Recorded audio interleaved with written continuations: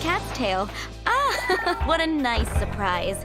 Don't tell me you came to learn Genius Invocation TCG without bringing any cards! It is time to see what you are made of! With Sword comes Shadow! Go as one!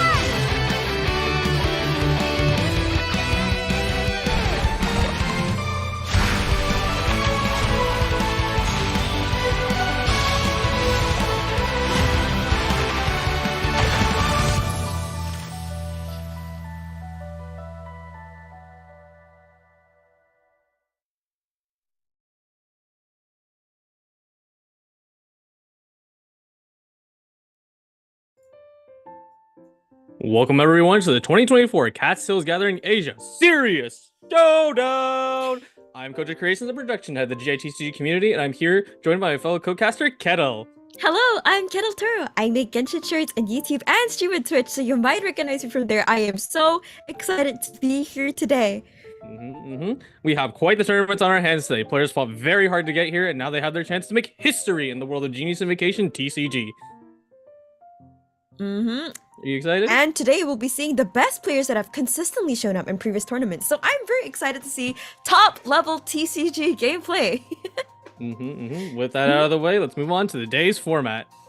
Yes, today's format will be slightly different. Very different indeed. All right, so Serious Showdown is a tournament created from the top players of the previous two seasons of the Cat Sale Gathering.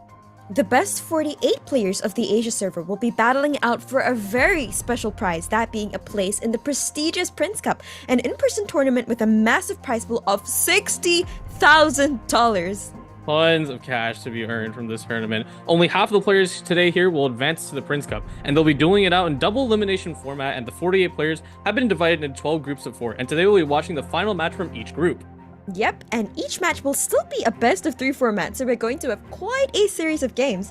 Today's matches will be from groups 5 to 8. That's right, and tomorrow's matches will be from groups 1 to 4, and with that out of the way, let's take a look at today's matches. All right, Yes. Ooh, we have first. We have Kisa versus Gasu from group 5 as match 1. And then we'll still be watching another 3 matches from groups 6 to 8 after that, so we have that to look forward to. Yeah, nice and Is long there anyone stream we today. recognize from here, Kojo? Absolutely. I'm sure both of us would definitely recognize both Kisa and Garasu. We've cast their games multiple times in previous Cat Sales Gathering seasons. Was very strong players, so I'm excited to see what they can do when it's not just money on the line, but getting to compete IRL. It is quite the treat. Alright, that is crazy. And here we're looking at the group 5 brackets, so we can see how hard Kisa and Garasu have fought just to get to this final match. And now only the winner of this match will advance to the Prince Cup. That's right. Because this is the loser's bracket, unfortunately. Yeah, the loser's bracket. You have it's your last life in the tournament, so you need to be able to blast through with your last match, or you're going home, which is very unfortunate. Yeah, Garasu with the signature Yoimiya profile picture, rocking the Mona Signature Thundering Manifestation cards. It's a mirror matchup on both sides. How do you feel about that, Kojo? It'll be interesting because usually this deck runs Yelan as Yelan OTK to get her burst out and have coordinated damage with the normal attacks, but with Mona really adds that extra layer of flexibility because when you play Yelan, you have to stay and build up your burst. So this really does remove that extra time that you have to take on that. Oh, I see. Yeah, All right. everything's the same. Even their character lineup, Momo all the way on the side, and then actually, Wait, they did that swapped. They flip swapped it. Signora and Thundering Manifestation though? That is true. Any implications to that? It is as the Not stars foretold. too much. I think for the most part, I think for the most part, it's just preparing for any overload or any skills that will push you to the right. Which for the most part, there shouldn't be too many, especially not in this matchup. Of course, there's no pyro not here, in this matchup. True. Well, there's Alright, no pyro not looks yet. It'll like- happen later. Both of them are starting off with Mona. Probably Yeah, to get her skill off. Yeah, very standard game plan. Get the Hydra out there and then start doing your best with TM and Senora. Now, I do wonder how this is going to play out because I do believe on top we have Garasu as the first turn. So that does open them up to the potential to freeze next turn, assuming they end first. Oh, you're right. That's true. So Garasu has the mild advantage here if they choose to do that. Now let's look at their die, actually. Looks like both players have quite a bit of electro die. And now it's Kirisa's turn. They're thinking about what to do here. They don't have any hydro die. So both they have to swap off Mona. Yeah, that is a good point. They should be able to tune off one of the cards they have. I think the starting hands are mostly even. I am not too sure how I feel about Garasu's hand, because they do have some stuff that would probably be better used later in the game and not now. I see. Yeah, what they have right now is... Which cards would they want to use later in the game? Most likely, I would say the two of them that have a zero-cost symbol. We can't quite see them yet, but it's Boar Princess, which only works if you have multiple artifacts in your hand. They only have one, so that won't be too helpful yet. I see. So that's definitely something they could potentially tune. Ooh, that is an interesting thing. It looks like Garasu decided to push away from the default line of just instantly doing Mona and moved over to Thunder Manifestation, just dropped one skill. That's a little unfortunate, if you ask me.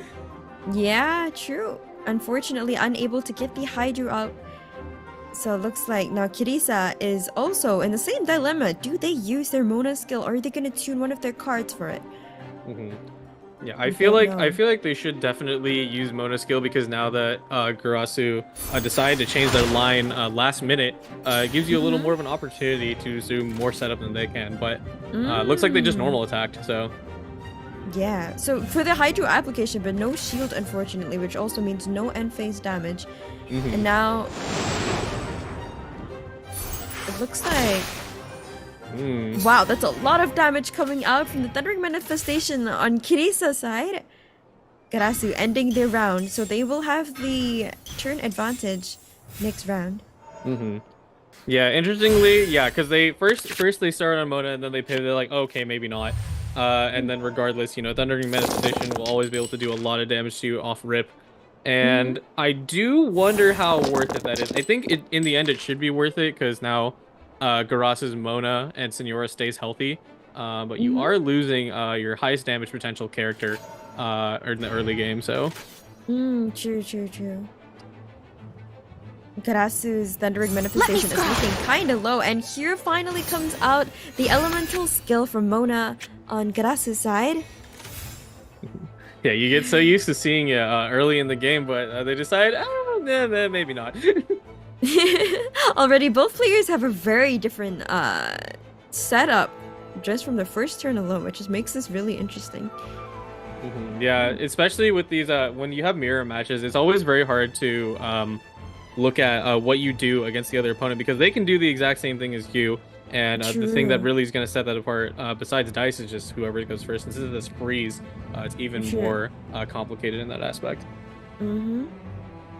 Even though Garasu started first, it looks like Kirisa has managed to get quite a bit of damage out thanks to the Thundering Manifestation last turn. It is as the stars foretold. Yeah. I'm actually taking a over to Mona. Yeah. I'm taking a look at Garasu's deck, and it does look like they are running Hyper Magic, so which is not really what I expect from these kind of decks, because Hyper Magic is mostly attuned to other characters where they can generate dice in the with their support cards through Jet. Oh, so are they using Jet and the support cards? Yeah, they're planning on it. They'll have to... I see Jet peeking through the cards over there. Yeah, she's peeking out. Yeah. I'm surprised to see it though. I think it ultimately is a strategy that will definitely work. There's no reason it wouldn't. But it's nothing you see usually. So. Big damage coming out from Signora, leaving Mona on 4 health. Absolutely.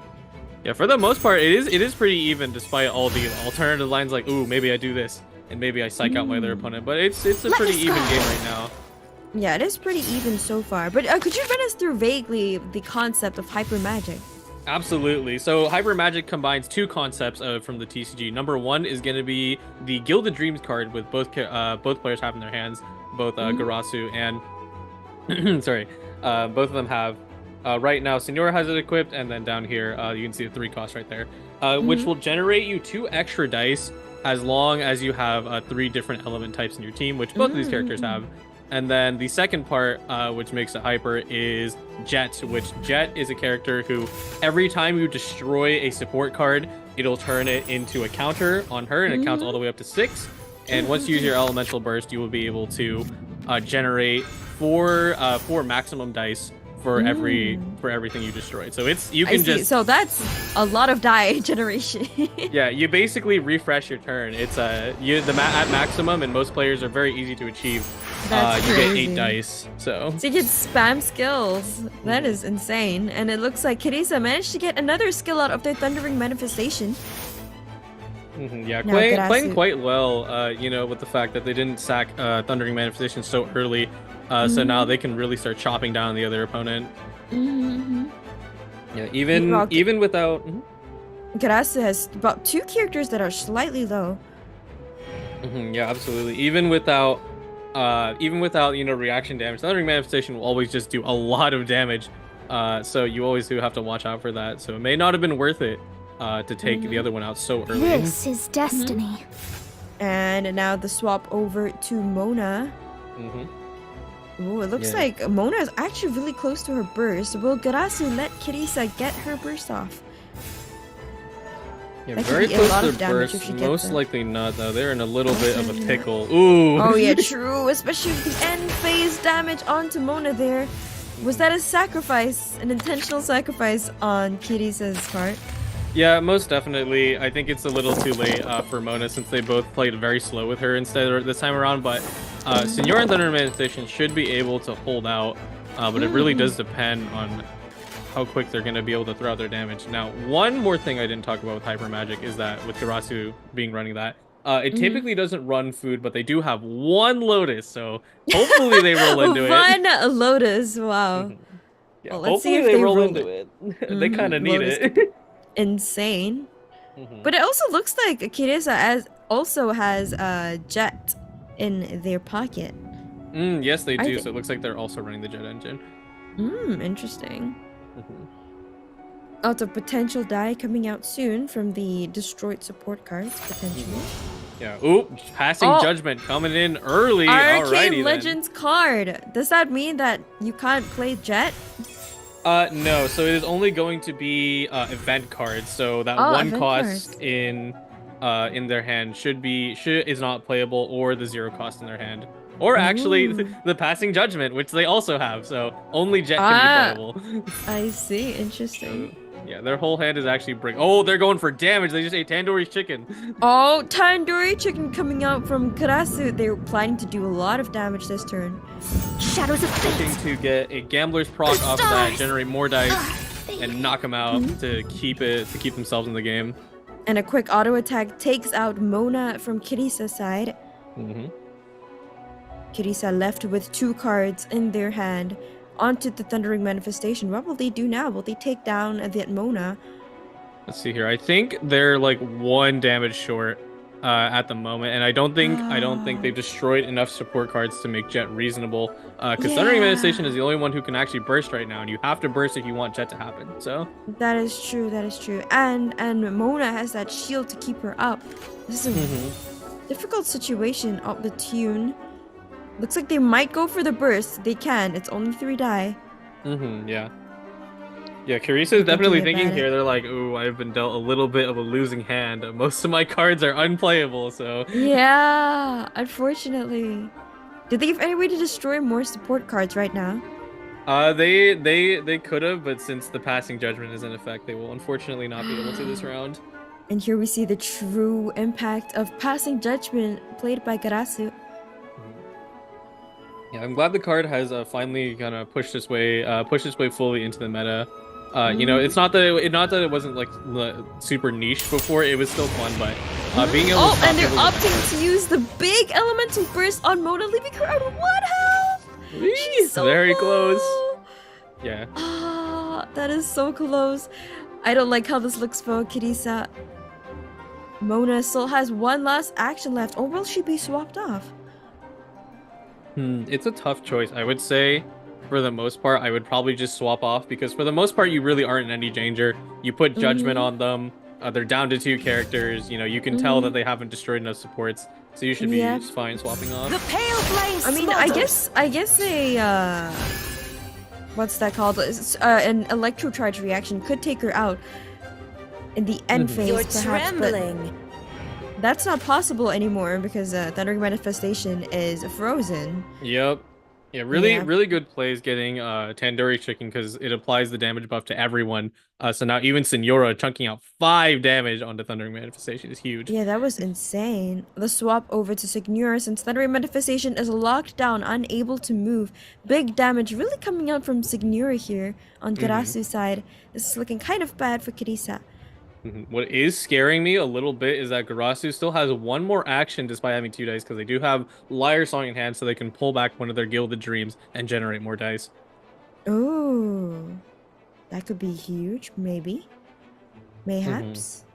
Yeah, it's already getting a little dangerous over here because, you know, once again, no healing and hyper magic, so you take damage, it's permanent. Yeah, high risk, high reward, and now the swap back to Kisa. What will Kisa do here with their Soul Signora on the field? They're thinking about it. It's hard to say. They will be able to finish off whoever, if Thundering Manifestation stays on Karasu's side, them in the end phase, but do they want to do at least one more attack, or they could shove all their dice into Liben for the next round? That is true. The pale flame Shooting the Arcane Legends card, leaving Thundering Manifestation on 1 health. 2 of Garasu's characters are holding on for dear life, but they're still alive, so they can still do quite a bit. This feels pretty close to me. Do you feel that this is pretty close, Kojo, or do you think one player is definitely, you know, kind of in the lead right now? I think Garasu is definitely holding the advantage. As long as they don't get scared of what can potentially happen, then they should be fine. Yeah, look at that. They're dropping in the Liar Song, pulling back Liar Song! Oh no! Garasu potentially about to get a new influx of die. Yeah, they should be able to generate quite a bit extra because they do have Boar Princess. Not going to play it, just going to go with that. And probably just one more skill. And the reapplication of Gilded Dreams onto Thundering Manifestation, giving him enough die for one more skill. Yes, and Kisa can do nothing but watch. Yeah, just making sure, check the timer, take their time with it because they're like, all right, this is Thundering Manifestation's last attack. So is this really what I want? Fighting till the last breath. All right. Ooh. Elemental skill on the other Thundering Manifestation, thanks to the Lightning Rod, which is insane, taking out one of Kisa's off-field characters. Yeah, huge damage. Yeah, I not even considered that the Lightning Rod was gonna push it towards hurting the other Thundering Manifestations. Now they're out of the game, and that's a huge run from Garasu, being able to use the full damage buff of Tandoori Chicken on all 3 characters. Yeah, that is crazy. Oh, and they're still playing their cards. Yeah, still trying to spend every dice they can. Yeah, they are. Now, it's definitely looking bad for Kisa, but they did do a very good play by saving two different dice for Liben. So now they will start the next round with 10 dice instead. They will, and they also get to start first. There is still that end phase damage coming from the Thundering Manifestation. Would it go into the target that's lightning rotted? Currently, no one is lightning rotted, so we'll go to the active character. So Thundering Manifestation is cooked. Okay. Wait a minute! Has Superconduct taking out Mona instantly. Now both players are left on Signora, but Garasu does have Signora's burst ready, so they have that mild advantage. This is so close. Yeah, it's quite dangerous too, because I believe both characters have Hydro on them. So I think this might be the last round we'll see of this match. Yeah, it might be. It's probably ends here, but Kisa gets to start first. That is huge. The heal freeze, Garasu, and Garasu can't do anything. Yeah, absolutely. Am I missing something? No, you're completely right. Like, this is actually this is a bit of a problem. Oh, that is so dangerous for Garasu. Garasu won't be able to move. They can't do anything. Yeah. Now, one thing, I don't actually think I've tested this before, but of course, Senora does not immediately die when in her cryo form. She has the Might of Delusion. That is true. I will see if that... She will be frozen right now, but will she break free from the ice once she revives? Yes, and she probably, I'd assume she will. And if she does, we still have that insane vaporized damage that could happen. Yeah, unironically, actually, let me see here. 1, 2, 3, 4. It could actually potentially take the game, but it looks like they're going in. I don't think it's happening. They're trying to draw a Lotus. I don't think they got it, so. Dunyazard being played. Oh, they're just gonna spam their support cards now since none of the they're gonna start can matching. move. They're praying for her card, please. Yeah. Yeah, Lotus could definitely make or break the game right now, with both players being so close. But Kisa even wants to take out Garasu's Signora right now. Even. They have the potential to, but is that a good idea? Because she would move into her next phase, correct? Should be for the most part, because even if Signora has a revive, for the most part it's only 1 HP. So here we go. Crime, she should be unfrozen. Oh, let's find out. Oh, yeah, the resurrect. Oh, she's not unfrozen. She's not unfrozen. Oh no! Not even a resurrect can save you from the clutches of a freeze. And Kisa takes the first game of the series. All right, what a match! Very nice to see how they handled the mirror match. It was a little shaky at the start, but they really got down to it, perfectly using that last Hydra application to seal the game. Yeah, that Hydro application coming in so clutch there. I wonder how far in advance Kisa planned that, because they ended their round really early. So, yeah, that was pretty fun. I do wonder how they're going to handle the next match, and if they have much more different decks in their hands. So I'm excited. Oh yeah, since Kisa has won, they can't use the same deck again, correct? Yeah, that is correct. Yeah, I'm actually curious, because I would say that's a pretty strong heavy hitter off rip. So of course, I think there's like 2 more decks I would consider to be like the strongest in the meta. So let's see what they have for match 2. Yes, both players were so good though. Kisa is using a Linny, the Seahorse, and Ajda. This should be fun. This is a deck that I definitely like during this patch. Really like how it plays out and uses 2 of the kind of consider like damage sponge characters in the game. That being the Seahorse and Ajdaha being damage sponge, correct? Yep. Oh, Garasu sticking with it. Yeah, sticking with it, using the same deck they lost with before, but it is a pretty strong deck, so maybe it might be able to take out those 2 damage sponges. Absolutely. Yeah, both of these decks will have that hyper magic in common, that jet engine ready to roll, ready to let it rip if they get enough support cards. It was nice to see they did not get it off last turn, but this time they might. True. All right, so what do you think of this matchup, Kojo? Do you think there's a deck that has a mild advantage over the other? It's hard to say considering how they played. Because last time, like I said, they had a very difficult start and they both kind of psyched each other out and maybe got a little bit of cold feet and didn't want to use Mona skill too much. But this time, it's hard to say, because while Seahorse does have a -1 damage reduction, it's not that much when you have Thundering Manifestation in play, dealing just ridiculous amounts of damage. True, yeah.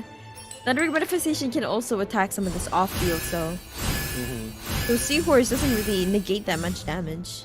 Yeah, it's only a little bit, not too much. Alright, looks like we're starting off with Linny. Oh, Linny also has self-healing capabilities, so Kira's build seems very, really very tanky and beefy. Yeah, quite tanky. It is nice to see Linny getting to start off rip. When Linny was first introduced in 4.3, it's like, oh, start Linny. Oh, don't start Linny. It's like, it's always been a debate. I've been a start Linny user because he does so much off of just 1 skill, so I do like him going first. True. Lots of support cards being played. Yeah. Oh yeah, this is something I should definitely talk about. There's a good friend from the Chasm, the Lumen Stone, on Garasu's side. Oh, the Lumen Stone. Yeah, bring us through what the Lumen Stone does for Garasu.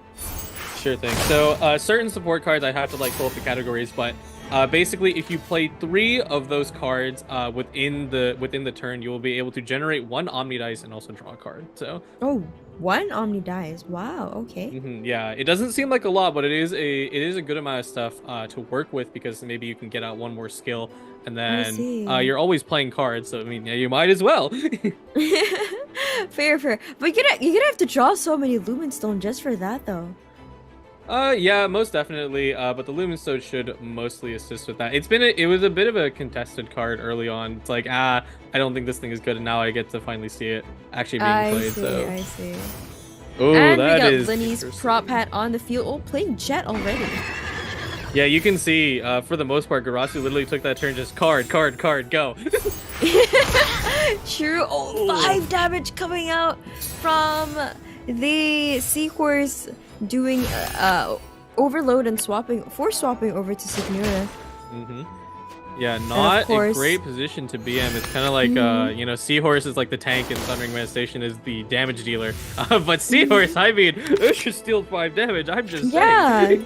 Next to the overload, that overload did so much damage. And Seahorse just shield, basically just completely negating the end phase damage from Mona's summon.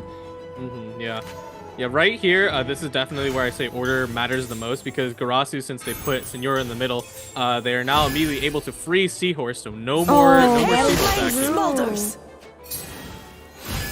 That is true. A true display of the importance of your card order. Now this is interesting. If you recognize there's someone with a particular who always greets us with our commissions, it's Catherine. Oh, she came out right now. She came out. Yep, she is not a card that happens often at all, and she's been here since the start of the game. And she allows you to basically swap characters without ending your round, correct? Yeah, she's a fast swapper, and it'll refresh, and you can do it once per round. But early on, people did not like Catherine. It's a little bit of like a joke that we call like a little bit of like a new player trap. They're like, oh, this card must be so good. And it's like, maybe. Yeah, I personally liked it. You know, being able to swap characters feels nice. That's just me. I personally don't enjoy using a round to swap characters, but it's a necessary evil. Yeah, for this one, the reason she ended up becoming popular is because since, Jet works off of destroying other companion cards, and there's very limited deck space now, her being able to support that fast swap until you need it, and then also, so it's helping Jet and also yourself keep the turn priority on your side. Oh, that is really smart. Yeah, it's really nice to actually see her being used after like so many memes. It's just like, oh, don't use this card. Yeah, I used to use her. And now it is Kirisa's turn again. Yeah, nothing too much is happening right now. Asia has absorbed Pyro, and I do believe Thundering Manifestation attacks in. They should absorb Electro next, or they might not have stone facets, but regardless, Electro will be on them, so they'll probably absorb it soon, if not later. Oh, they're gonna absorb. How many elements have they absorbed? Only one, right? Only one so far, but it will just get higher and higher because Gasu here does have quite the myriad of elements for Aizah. That is true. He's gonna have all 4 elements, so watch out. That is a lot. Alright, Kirisa is still thinking about what to do here with their array of support cards. They have quite a few they can choose to play. Yeah, a bit of just a quiet moment on the round 2 where they're just seeing how many cards they can get out to get value, and then also, most of their cards really aren't any threat. So.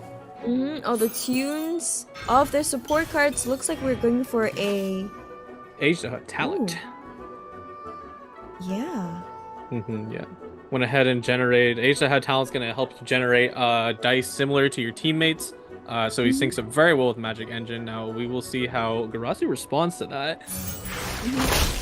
Gasu performing an elemental skill onto Asia.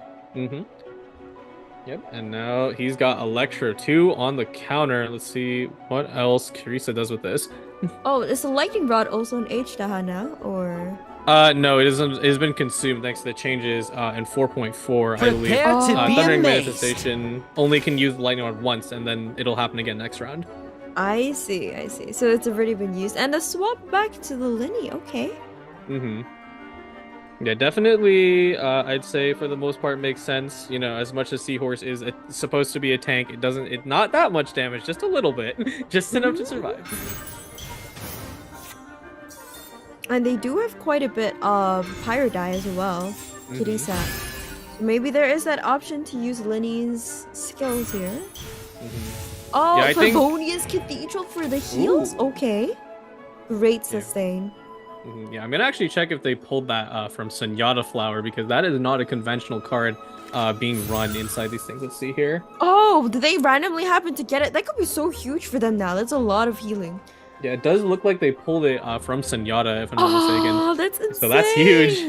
Yeah. That is huge. That could be game-changing for Gasu. Since their characters are looking slightly low, Kisa now is on Linny. They're the only ones that are able to act this round.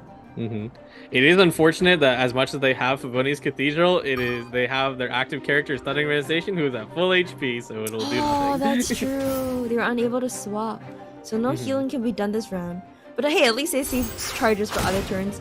A prop arrow is dropped onto Thundering Manifestation. Yeah, overall good move switching back to Linny so you can get your Pyro application out once more because they were out of reactions, which, you know, is going to be a bit of an issue. And then the swap back to the Seahorse, making use of all the die and allowing them to draw another card. Well played. That value is wonderful. Always Yeah, being able to draw lots and cards lots is of super value. strong. Ooh, See, let's hopefully the look at reroll is the better. It's not looking good dice. for either of them. That looks Yeah, not. it's Okay. not. There we Lots go. of Electro die coming out for Kisa. Gasu also Only- has an Omni die. It's not too bad on both sides. Somewhat. Yeah. Thankfully, they also don't have. Oh, passing judgment. Here we go. Passing Judgment. No use of event cards. Is there any player that really wants to use event cards right now, though? I think right now not too much since Kirisa hasn't pulled any of their artifacts to generate more dice. They're mostly in the clear. But they did have at least Sunyata and Covenant of the Rock to destroy support cards and generate more dice. So that's a little unfortunate. Not the end of the world. He'll be fine. Not the end of the world. True. Well, Right, Gasu Garasu's active pulling. first. Go. Yep, they're just rolling cards. Cards for days.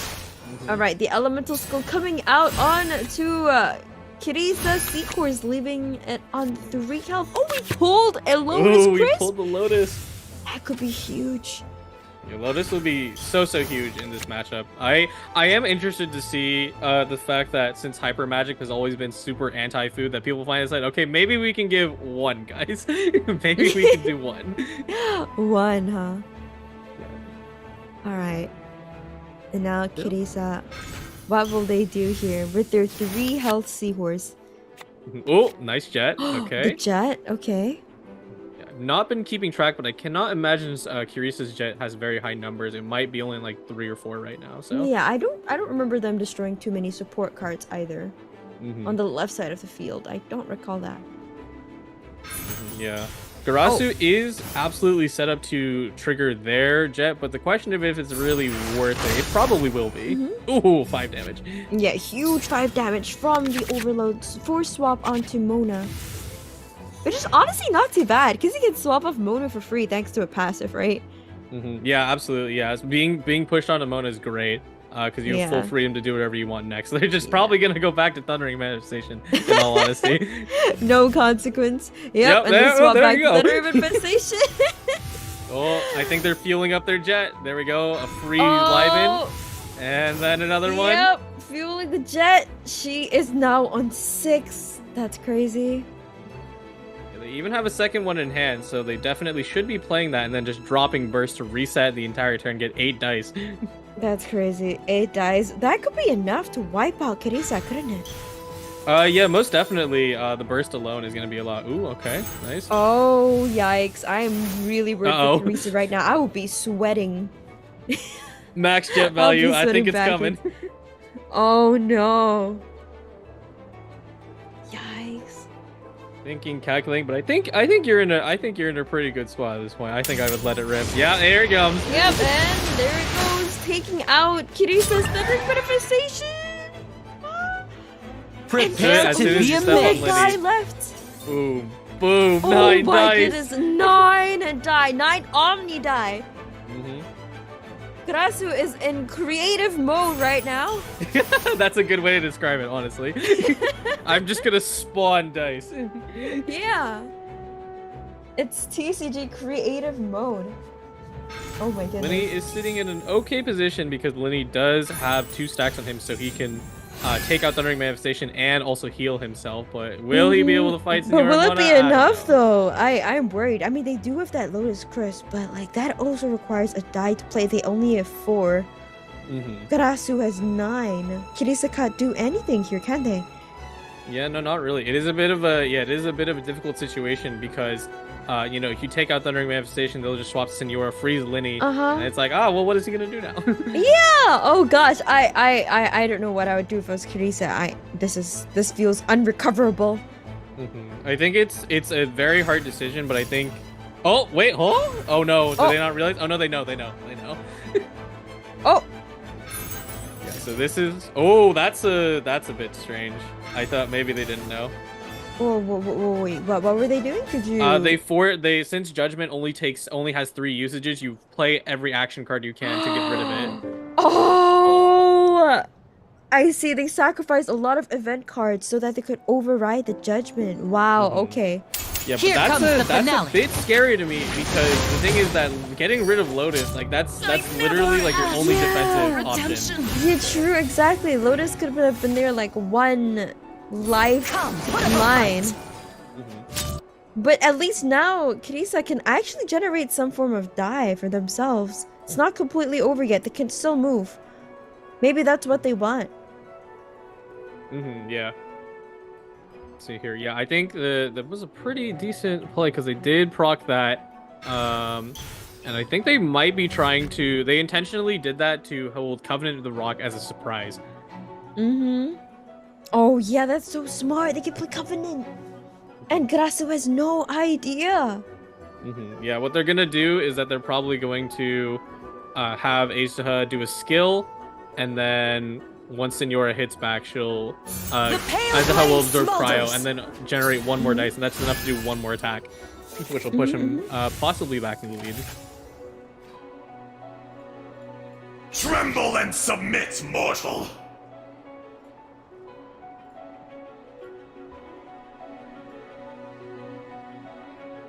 Oh dear. Dust! Okay, very good. Does Gasu have the read? Do they know? That is the question. Yeah, if I'm not mistaken, I'm pretty sure if Gasu does not attack in, it will not actually. This whole plan won't actually work. So. Oh gosh. Scary. Yeah, this is really gonna scary. happen. Oh, they're all so low. Garasu's characters are all so low. Yeah, it always seems like someone's in the advantage, but just how much damage comes out. It really, it goes quicker than you think. Oh, and the 5 damage out on each die is on 1 health. The transformation over to the Witch of Flames.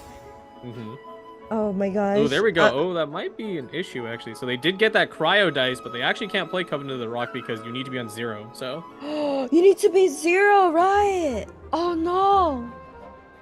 So, oh dear, what even now? How are they gonna? They do have that 1 card on the left there to spend that 1 last die, don't they?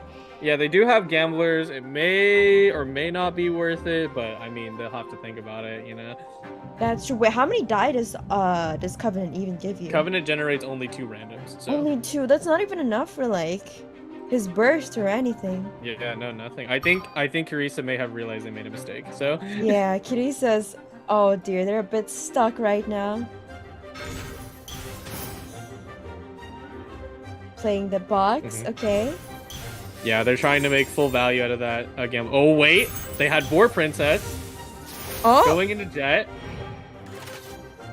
Interesting. Okay, so yeah, they didn't get to do their Covenant play, but they still made max value out of the dice and generated just enough to let Jet be played, so they can use it next round. Oh wait, still might be an issue though. Yeah, because they still have Gasu still has 4 dice. So, oh no, boom, boom, boom. Oh, they're kind of flexing. Yep. You see that? You see how they just played their entire hand, and he's gone. That was a very long display. I mean, sometimes you gotta flex a little bit when it That's is true, the end that's of your true. match. Yeah, they went out with a bang with fireworks too. Yeah, even got That the was pretty even got funny. the freeze melt off of Lenny. But yeah, GG's. Garasu takes that round. Yes, Gasu takes that round, which means we're going into a match 3. Wow. These players are both so good. Like actually, like Kisa, like using their cards to overcome the judgment was so smart. I didn't even think of that. Yeah, I Yeah. really did want to see the play where they had with Covenant, but unfortunately, I think it's just a little bit out of order. A little too worried about revealing their hand too early. So That's true. That's true. Well, yeah, that I think was insane though. Oh, this is fun. All right. Oh, is Singyu, definitely- Chogin, and Thoma. Interesting. Yeah, definitely off the meta. Toma is not considered to be the strongest character, and I agree, but I do like playing him. He's one of the characters I made a guide for, and he's a lot of fun.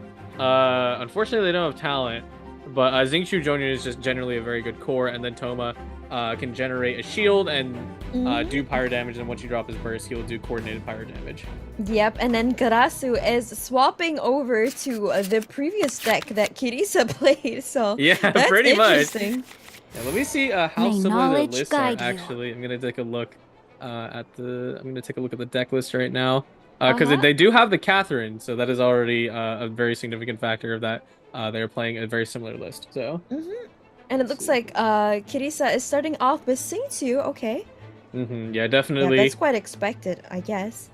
Yeah, most definitely. Xingqiu, you want to get his burst out, and then he usually just leaves.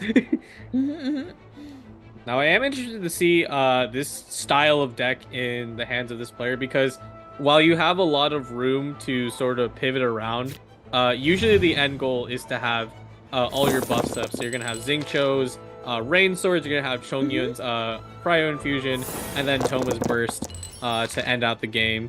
So I do wonder if they're going to be able to put it all together. Isn't this pretty different from like the usual lineup, which is Singtu, Chongyun, and Razor, right? So we're Yeah, swapping out Razor for absolutely. Thoma. What Yeah, I'm what is the surprised- advantage of Thoma here? Honestly, not too much. I do wonder if they're intentionally doing it as a curveball to really throw people off. Because what's it called? When Toma has his burst up, he deals 1 pyro damage and also generates a shield. So maybe it's just enough to squeeze it out, but I'm not the most confident in it. Ooh, okay. I want to see how this plays out. Maybe Kirisa has something up their sleeve we're not aware of, since it is a variation in a usual very popular deck.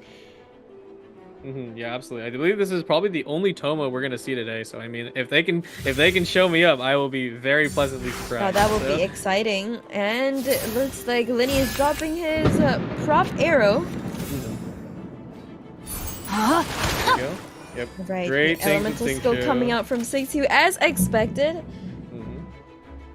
Here. Kirisa has Singtu's burst locked and ready for this next round. And now Garasu is acting. Yeah, thinking of do with their dice because it is very rainbow. It is pretty much rainbowed out, so you could it push is it into really live rainbow. next turn. I guess I could do like a normal attack perhaps. Oh, never mind yeah. playing Liben. We're feeding Liben today. Yep, feeding live and give him all the dice. It's gonna be quite Yep. useful. Because Kirisa did drop Catherine early, so they will be able to use that to their advantage because they do have freeze. So. And I haven't lost yet. Was pulled by Kirisa. Could be useful later down the line. Yeah, it could be useful. It's a little early, but definitely will be useful considering pretty again how early, fast you're it right. goes. So. Whoa! And look at the array of Omni die obtained. That is insane. Yeah, huge high roll in Garasu's end. That's kind of nice. Yeah, that is insane. That's a lot of Omni die. Pretty close to the creative mode. They obtained Ooh. Ilan and all the Arcane Rain cutter. Legends card is played. No event cards. Here comes the burst from Singtu. Yeah, very nice. That's the great thing about Xingqiu is that, you know, especially since he's a character who you always start with, he will be able to just get all those elements off of him. So effectively, Linny's skills have been kind of wasted. There's no more pyro. Yeah, that's so strong because he got rid of the pyro infusion on him. The Seahorse wasn't able to do Time its for some overload training? reaction. That's huge.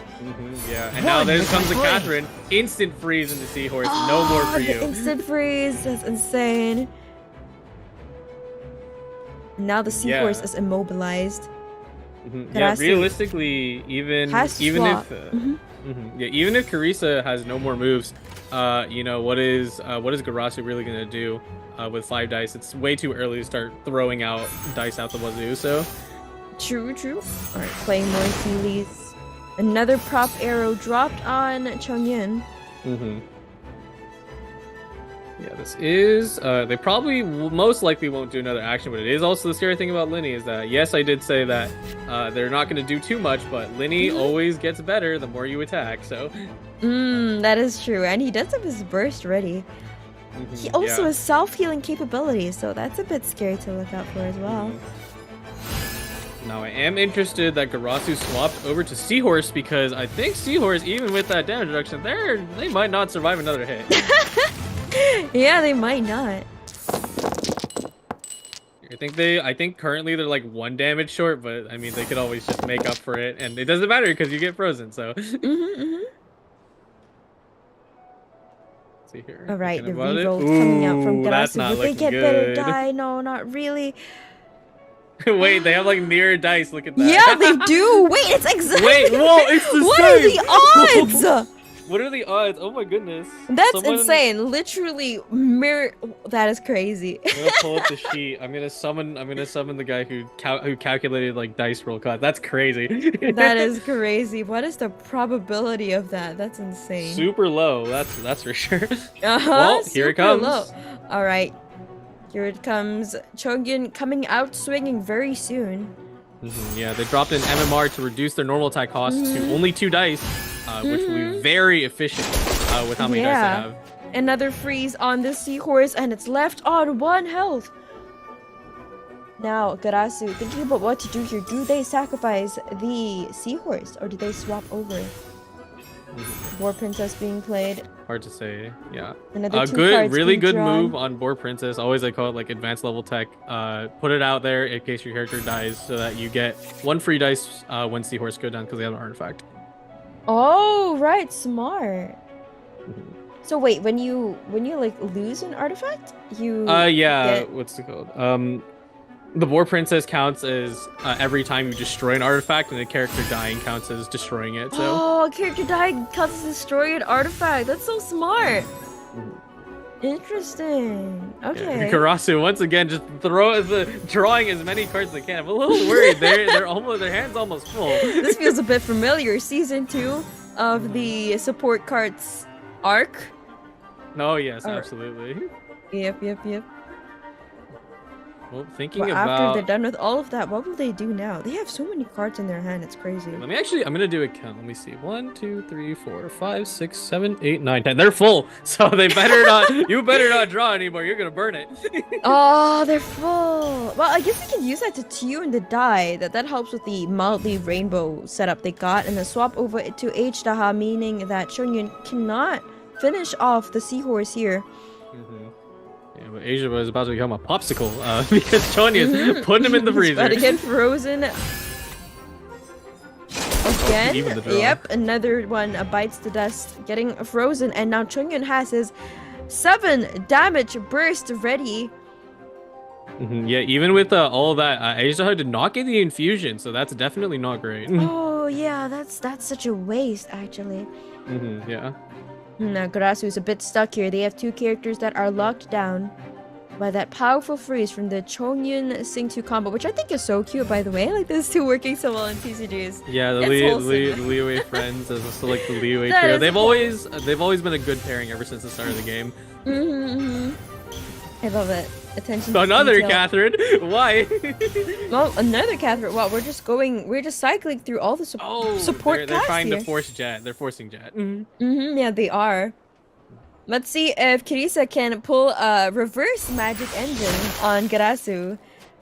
And taking out the seahorse there. Very efficient usage, only using the normal attack.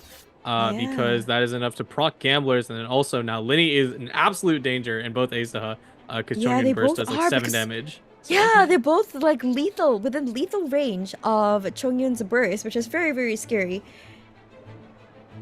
Yeah, looking that. Oh, This might actually just be a straight up clean sweep for Kisa. Oh my. Yeah, it might be. This looks really, really bad for Gasu unless Linny can somehow one-man show this. Like the magician he is, and down goes H-Dog as expected. Humans. Very good. Got the 2 dice from that. Yeah. Let's see. Linny should have, so a little hard to see, but I think he has 2 stacks right now, so he'll be able to heal up to 6, but I don't think that's gonna help you too much. No, I don't think that's gonna be enough. Not against a 5 health Swing 2, a 7 health Chungyin, and a 10 health Doma. Oh, wait, but there's always the factor. It's always the factor I missed. Jet is ready to roll on Garasu's Oh, side. wait. Jet is ready to roll. All right. Can Jet bring Linny back? You know, maybe Jet's like another... It's like a whole other character in itself. Honestly, she kind of is. I mean, with how significant she is to the story. Oh, we're doing it again. Here How comes many the die we finale. gonna get? Oh, here comes the elemental burst out from Linny. Only 2 damage, but there is still the summon and all its effects. Well, good thing Garasu played all that. They almost burned again. Yeah. Very good move, though. Linny is now at 3 stacks, so he's going to do a significant amount of damage and also heal 3. So. Yikes. That's scary. Can Linny one-man show this? Kisa only has 2 die left, and I haven't lost yet. What will they do here? Can Linny wipe everyone within the 9 die they have left? Yeah, definitely hard to say. Even with the factor I say that Linny is, obviously he's a damage dealer and Toma's a shielder. And Linny would probably outdamage Toma. Toma's still at full HP, and you don't have any healing, so. That is true. That's true. Can Toma heal himself? No, he cannot. Just He shield. can't. Oh, but the shield it could be huge though. Yeah, shield would be quite good in this Yeah, aspect. Kisa might just win based off the fact that they have 20 effective health, and Gasu only has 4. Even if they can heal, that is still a big discrepancy to overcome. But Kisa is still being very careful here, still calculating what they want to do I with guess the that housework can wait. And the Ooh, swap yeah. over to Toma to let him take some beatings from Linny. Wow. Okay. Yeah, the Pyro Boy's gonna have a showdown. Yeah, trying to deny Gambler's value. All right, here comes Magic Dice. There we go. All right. 11 die on Garasu again. Garasu does it again. Will it be enough though this time? We're not sure. We'll see. Kisa basically is going to play Step the right. Sacrifice Who game. Ooh, 6 damage. Eey. 6 damage, yikes. And the heal back to 7 health. He's looking a lot healthier now. But Toma is not dead. In fact, Kisa still has all 3 characters up. And there is still that Hydro application that's on Linny. That could be really bad for the next round. Ooh, I'm getting a little scared though. They do, yeah, since they pulled all of those cards, it does look like they're gonna be able to generate dice once more, and that might be enough to actually just sweep everybody. There's no way. Oh my goodness, the Linny solo sweep. Could the Linny solo sweep be enough for Garasu to make it to the Prince Cup? Oh, there we my go. goodness. Okay. Another normal attack, not normal attack, prop arrow on Toma, leaving him on 2 health. You're very Then he's close. building We'll stacks probably drop Burst and Gamblers in hand, so I think they might take this. Yeah, they might take this. That's crazy. Take care, everyone. Yeah, Kisa can't do anything. They can just Chivalry they will just have never to die. watch They as just have Linny to does watch. everything in the world by Here comes the himself. finale. His very 5 own magic damage. show, taking I out am 2 characters, outplayed. one after another, all by himself, and he still has Step 5 right dice to go. 6 Ooh, damage 6 onto damage. the Choyun! The reverse sweep onto Kisa, and Garasu takes the series! That was insane. Linny put it all in. They max stacked Linny once more. Very hard to do. If you don't have enough HP for it, and just went all in. Oh my goodness. That was crazy. I got chills from that game. Garasu played that so well, completely annihilating Kisa in that very last round with all the support cards they had. That was so well played. Yeah, very unfortunate. If Kisa had at least like 1 more dice, it would probably have been a way to turn it around, but not this time, and that will be Garasu moving on to the Prince Cup. Yes, but Kisa still has a second chance in the wild card. That's right. That's hopefully right. we'll see them there. They both played so well. Both players were so talented. It was an absolutely riveting set of games. I loved it. Yeah, absolutely. I think they both played very well. What they had, it was mostly down to what dice they had at the moment. But outside of that, that was quite a long set of matches. So I think it's time for a little bit of a break. Yes. So grab your snacks and we'll be back again for All right, more see you guys matches. later. Yes. Bye bye.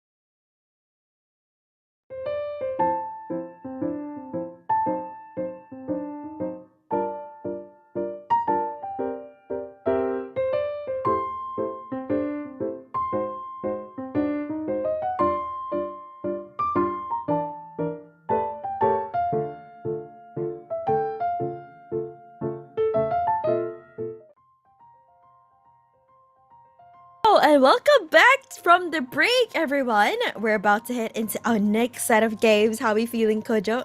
Oh boy, that was already a very intense first round. Mostly using, besides the last match, mostly using the meta decks that people have been quite accustomed to, as well as Jet Engine. So then they did really play their best. So I'm excited to see what we have next. Yeah, I am really, really excited. Next matches will be from Group 6, again from the losers bracket.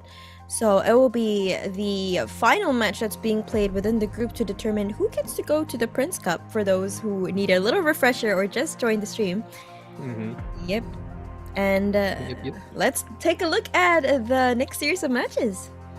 We have Hayama versus Shimo. Yes. Yeah, I might have a little. I might struggle a little bit with the names, but I should be able to get it down. I do recognize Hamaya from previous tournaments. Once again, they're a competitor who's very frequent in the CGG top 16. So wow, nice. And I Shimo think, actually meets Graphite. Interesting fun fact. Oh, that's cool. And then we do have someone on top. That is this is Group 6. Yes, this is me, Teru, who has already qualified in the Prince Cup. So now the bottom bracket must decide who is going there and who's going home. Oh, yep. And we can see how hard these players have fought to be here today. It looks like Hayama actually lost the final round, so they got shifted down to the losers bracket, and now they're facing it off in the final match right here, right now. Emerge. So, let's take a look at the decks they brought. This is very exciting. Yeah, let me see what they have so far. I do wonder what they will bring into the first round. Yo, that profile picture is awesome. Cloud dinosaur. Yep, and it looks like they're playing a deck that we have seen a bunch of times already. Linny Seahorse Aged Aha. Do we have like an affectionate name for this? Affectionately, I don't think anyone has a name for it. Rin Taicho wanted to call it hot sauce because it's similar to sea sauce. Yeah. All right, on the other side, Hamaya. Yeah.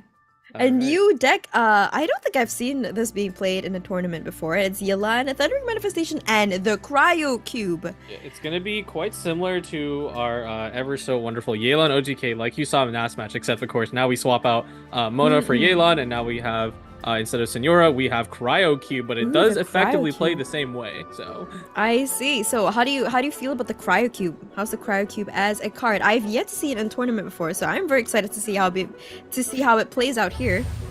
I think Cryo Cube, no pun intended, is a pretty cool card with how much AoE damage it can deal, because once you do a skill, it'll go apply a status to you, and then you can do AoE damage with normal attacks. But from top players' opinion, the problem with that is that it's a little too backloaded because you need to skill into normal.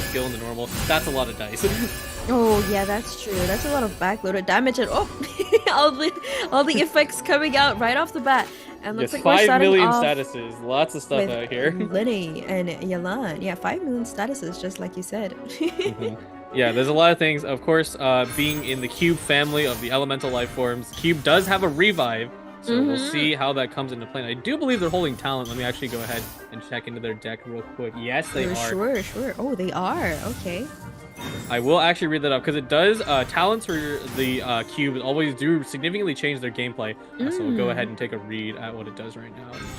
I see. Wait, are both players using an Ayato profile picture? Okay, that's besides the point. But Shimo is playing a ton of support cards right now. Do they have a jet engine somewhere in there? Let's take a look at that deck right now. I'm gonna open it as a one. Let's see here. And the usual setup from Hayama with the Yelan skill, trying to build up to her burst. Yeah. Yeah. To answer the question about jet engine, yes, they are indeed running jet engine. Ooh, nice. All right. And conversely, the bottom one is not running jet engine. So. I see. It is refreshing. We did just see a lot of jet, so it is gonna be nice to not see jet for a second. Yeah, that is true. That is refreshing. All right, Hayama's turn is next. Yeah, pretty standard openers. We already saw so much of the other deck, but Yelan, of course, likes to just sit still, build her burst, and then let the other two finish the job. Yep, and Shimo actually ends their turn early so that they have the advantage later, and there's a pyro application being applied on Yelan thanks to the end phase damage. Let's check who has the turn advantage, because if Linny has turn... Shimo that has the lady- turn advantage. Yeah, and that is gonna be a problem. Big problem.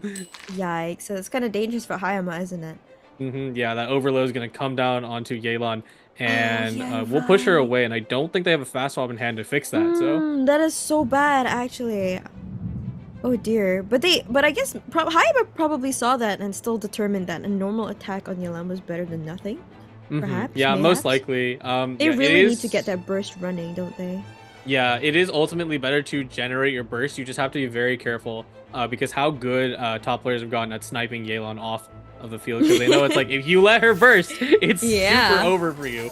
Yeah, well, at least she has her burst ready. But she's yeah, gonna have to absolutely. somehow pull it out in some form or some way, and now Shimo is Ooh, I on see the field something. right now. I see something in Hamiya's hand that I just talked about that will actually let them do what they want. the Noel fast swap. Yeah, leave That's it to so me. clutch. Yeah, very good. Yeah, so it looks like they calculated that, but oh my goodness, it's 12 dice. Calm down. It's only round 2. Yeah, that's insane. Shimo is very abundant on die right now. Now they're thinking about what to do. We are almost certain they're gonna put that overload on Yelan. Oh, yep. And 5 damage coming out on Yelan, pushing it over to Thunder Manifestation. But like we discussed before, he can just swap back. Yeah, absolutely. I do kind of wonder how they're going to play this out now because they've noticed clearly that they're at a dice disadvantage, and we can, of course, as the caster, see that Shimo is not going to run out of dice anytime soon. There comes. Looks like they're throwing out their own gilded, fixing the dice. Okay. Just just punching, making sure Seahorse stays super low.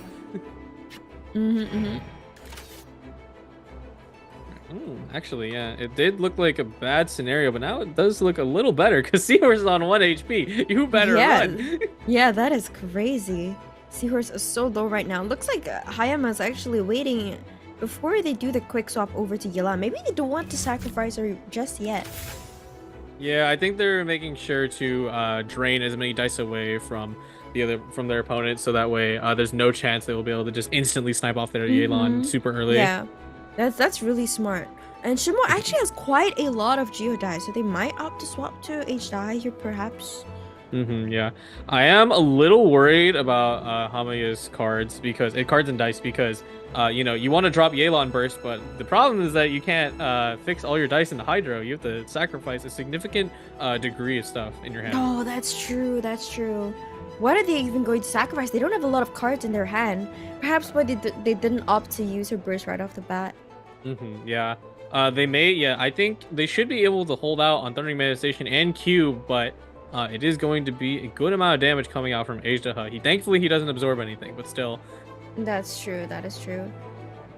All Yeah, right. while we're waiting for this turn to go out, I will read Cryo Hypostasis' talent card because that is quite key to making it work out. So let's see here. So after you use this, that'd be very helpful. yeah. So this one's important because you're going to reattach the Cryo Crystal core to them, which is the revive thing. So this is an equipment card, so it won't spend any action. So you got another revive. What? 2 revives? So you could get another revive. That's crazy. Yeah, pretty much. After 1 revive, and then you get another. But that is not all this talent card does. After the cryostasis, There's more? Yep. After the hypostasis, who has this card equipped, triggers the Cryocrystal Core. Attach Sheer Cold to the opposing active character, which is very similar to Senor. You just take 1 cryo damage in the end phase. Who's our Oh, target wow. this time? Okay. Oh, they opted to feed Yelan some form of protection and swapped over to you without using the quick swap. This is so dangerous. Will Shimo be able to take down Yelan in time? Yeah, thankfully they did have the lowest defense. It's not hyper magic, Yeah, so it they looks can like- hold out. Yeah, it looks like Hayama actually did the math. They have decided that they don't think that Shimo has enough firepower to take out Yelan in time, which is so terrifying. Yeah, absolutely, and I do believe this format is post deckless, so it's nothing you can like go look out for. You just have to really hope. I hope you're not running like Tandoori or Adeptus Burst. Yeah, they took a gamble and they won. Yelan and the gambler and her burst is out. She's done her job. It's okay. She can rest now. Oh, but here it comes. Oh. Asa has now absorbed Hydro. Yep, he's absorbed Hydro, and that's actually pretty good because now Shimo can actually apply Hydro on Hayama. Yeah, they're just gonna start slamming right now. Should be able to take out Yelan. The question is how they will spend those last 3 dice afterwards. True. Mhm. Alright, Hayama's under their round. Shimo still has 7 die to go. They can do quite a bit of damage here while Hayama can't do anything. I am kind of hoping to see the Cryo Cube talent because it is something that no one really gets to see very often in the first place. So That's true. I would love to see it as well. I really hope we get to see it. That's what we're crossing our fingers for here. Just thinking about it, thinking about the ways they can play because they are technically behind in terms of damage because seeing how low Seahorse is going. Yeah, that is true. And they also know that Yelan has her burst ready, so that is quite a lot of upcoming damage they have to prepare for. They really need to do as much damage as they can here. Yeah, they're really just trying to think their way through. It's like, okay, you know, I got to catch up to the damage race, and I have a ton of cards in hand, but I need to spend it perfectly. Otherwise, it'll be a big problem. True. Alright. Shimo is... Oh, they're gonna play Gamblers. Okay. Yeah, very good gamblers. Yeah, that is so good, because it's gonna give them even more die for finishing off that Yelan right there. Thankfully, once again, thankfully Asia has not absorbed too many elements, so he only is going to do +1 damage on his burst. Not like other times where he's just a monster. It's not a lot yet. Yelan kind of goes down as expected. What will Daha do here?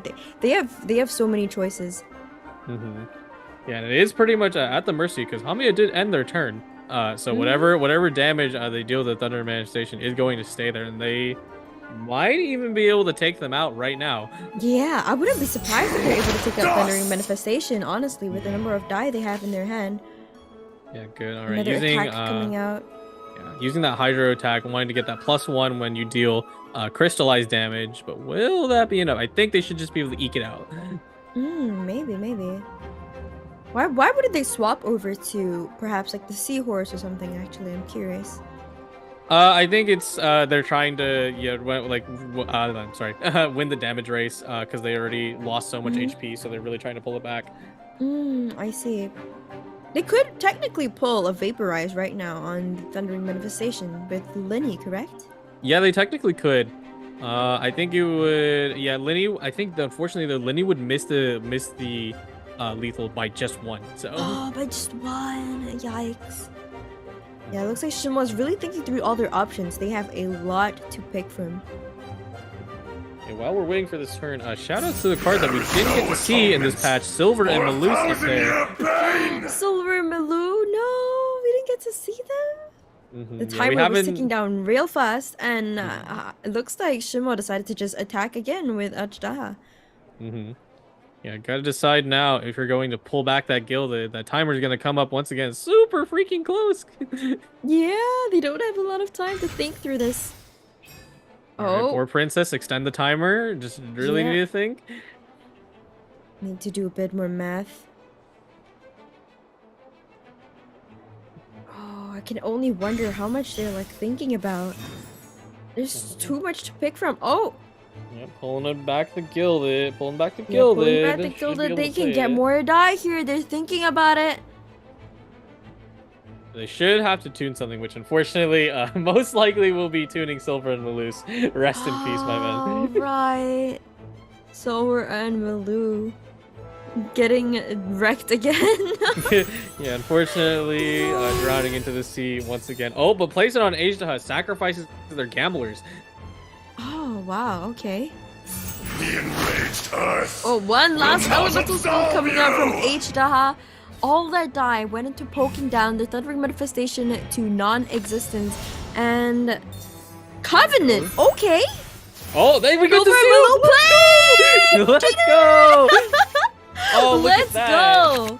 All right. Oh, so, wow. We should probably talk about what Silver Malus does in the first place. I mean, you might already that's true.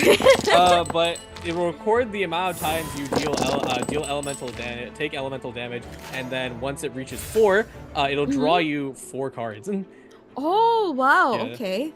Wow, Yeah, okay, so so- look like Shimo has a lot of cards in their hand. Meanwhile, Hayama is a bit lacking and they're left on one character. However, they still do have that Yelan burst going, so Yeah, Let's and see this is how where that's it played gets here. really dangerous. They dropped the minty meat rolls, and now cryo hypostasis will be able to instantly freeze you, and it should actually take out Seahorse as well. So yeah, it would. But they're pretty lacking on die and cards in comparison to Shimo. And there goes absolutely. the Seahorse over to Linny. Linny's only on 5 health. Shimo gets even more cards, further increasing the disparity in their card arsenal. yeah. Again, strategize. Wow. Yeah, Shimo kind of trying to pull everything out right now because they do have Jet in their hand, but I don't think nobody has a burst except Aizdaha, so they have to run back there if they want it. True, and H-Da doesn't really have his burst like loaded up yet. Yeah. Yeah, they are destroying support cards, so they are intending to make it happen, but and Linny is not in a great spot in all honesty, so That is true. He's gonna get frozen really easily, but how many Yelan bursts can Hayama even pull off? Let's see here. I think since they did oh wait, it was NSC. Okay, it wasn't Minty Meat rolls, my bad. NSC only gives it okay. 1, so they can only do 2 more normal attacks, and then they're kind of stuck for the rest of the turn. So they're really hoping to freeze everybody at once. That's what they were looking for. The Catherine. The Catherine!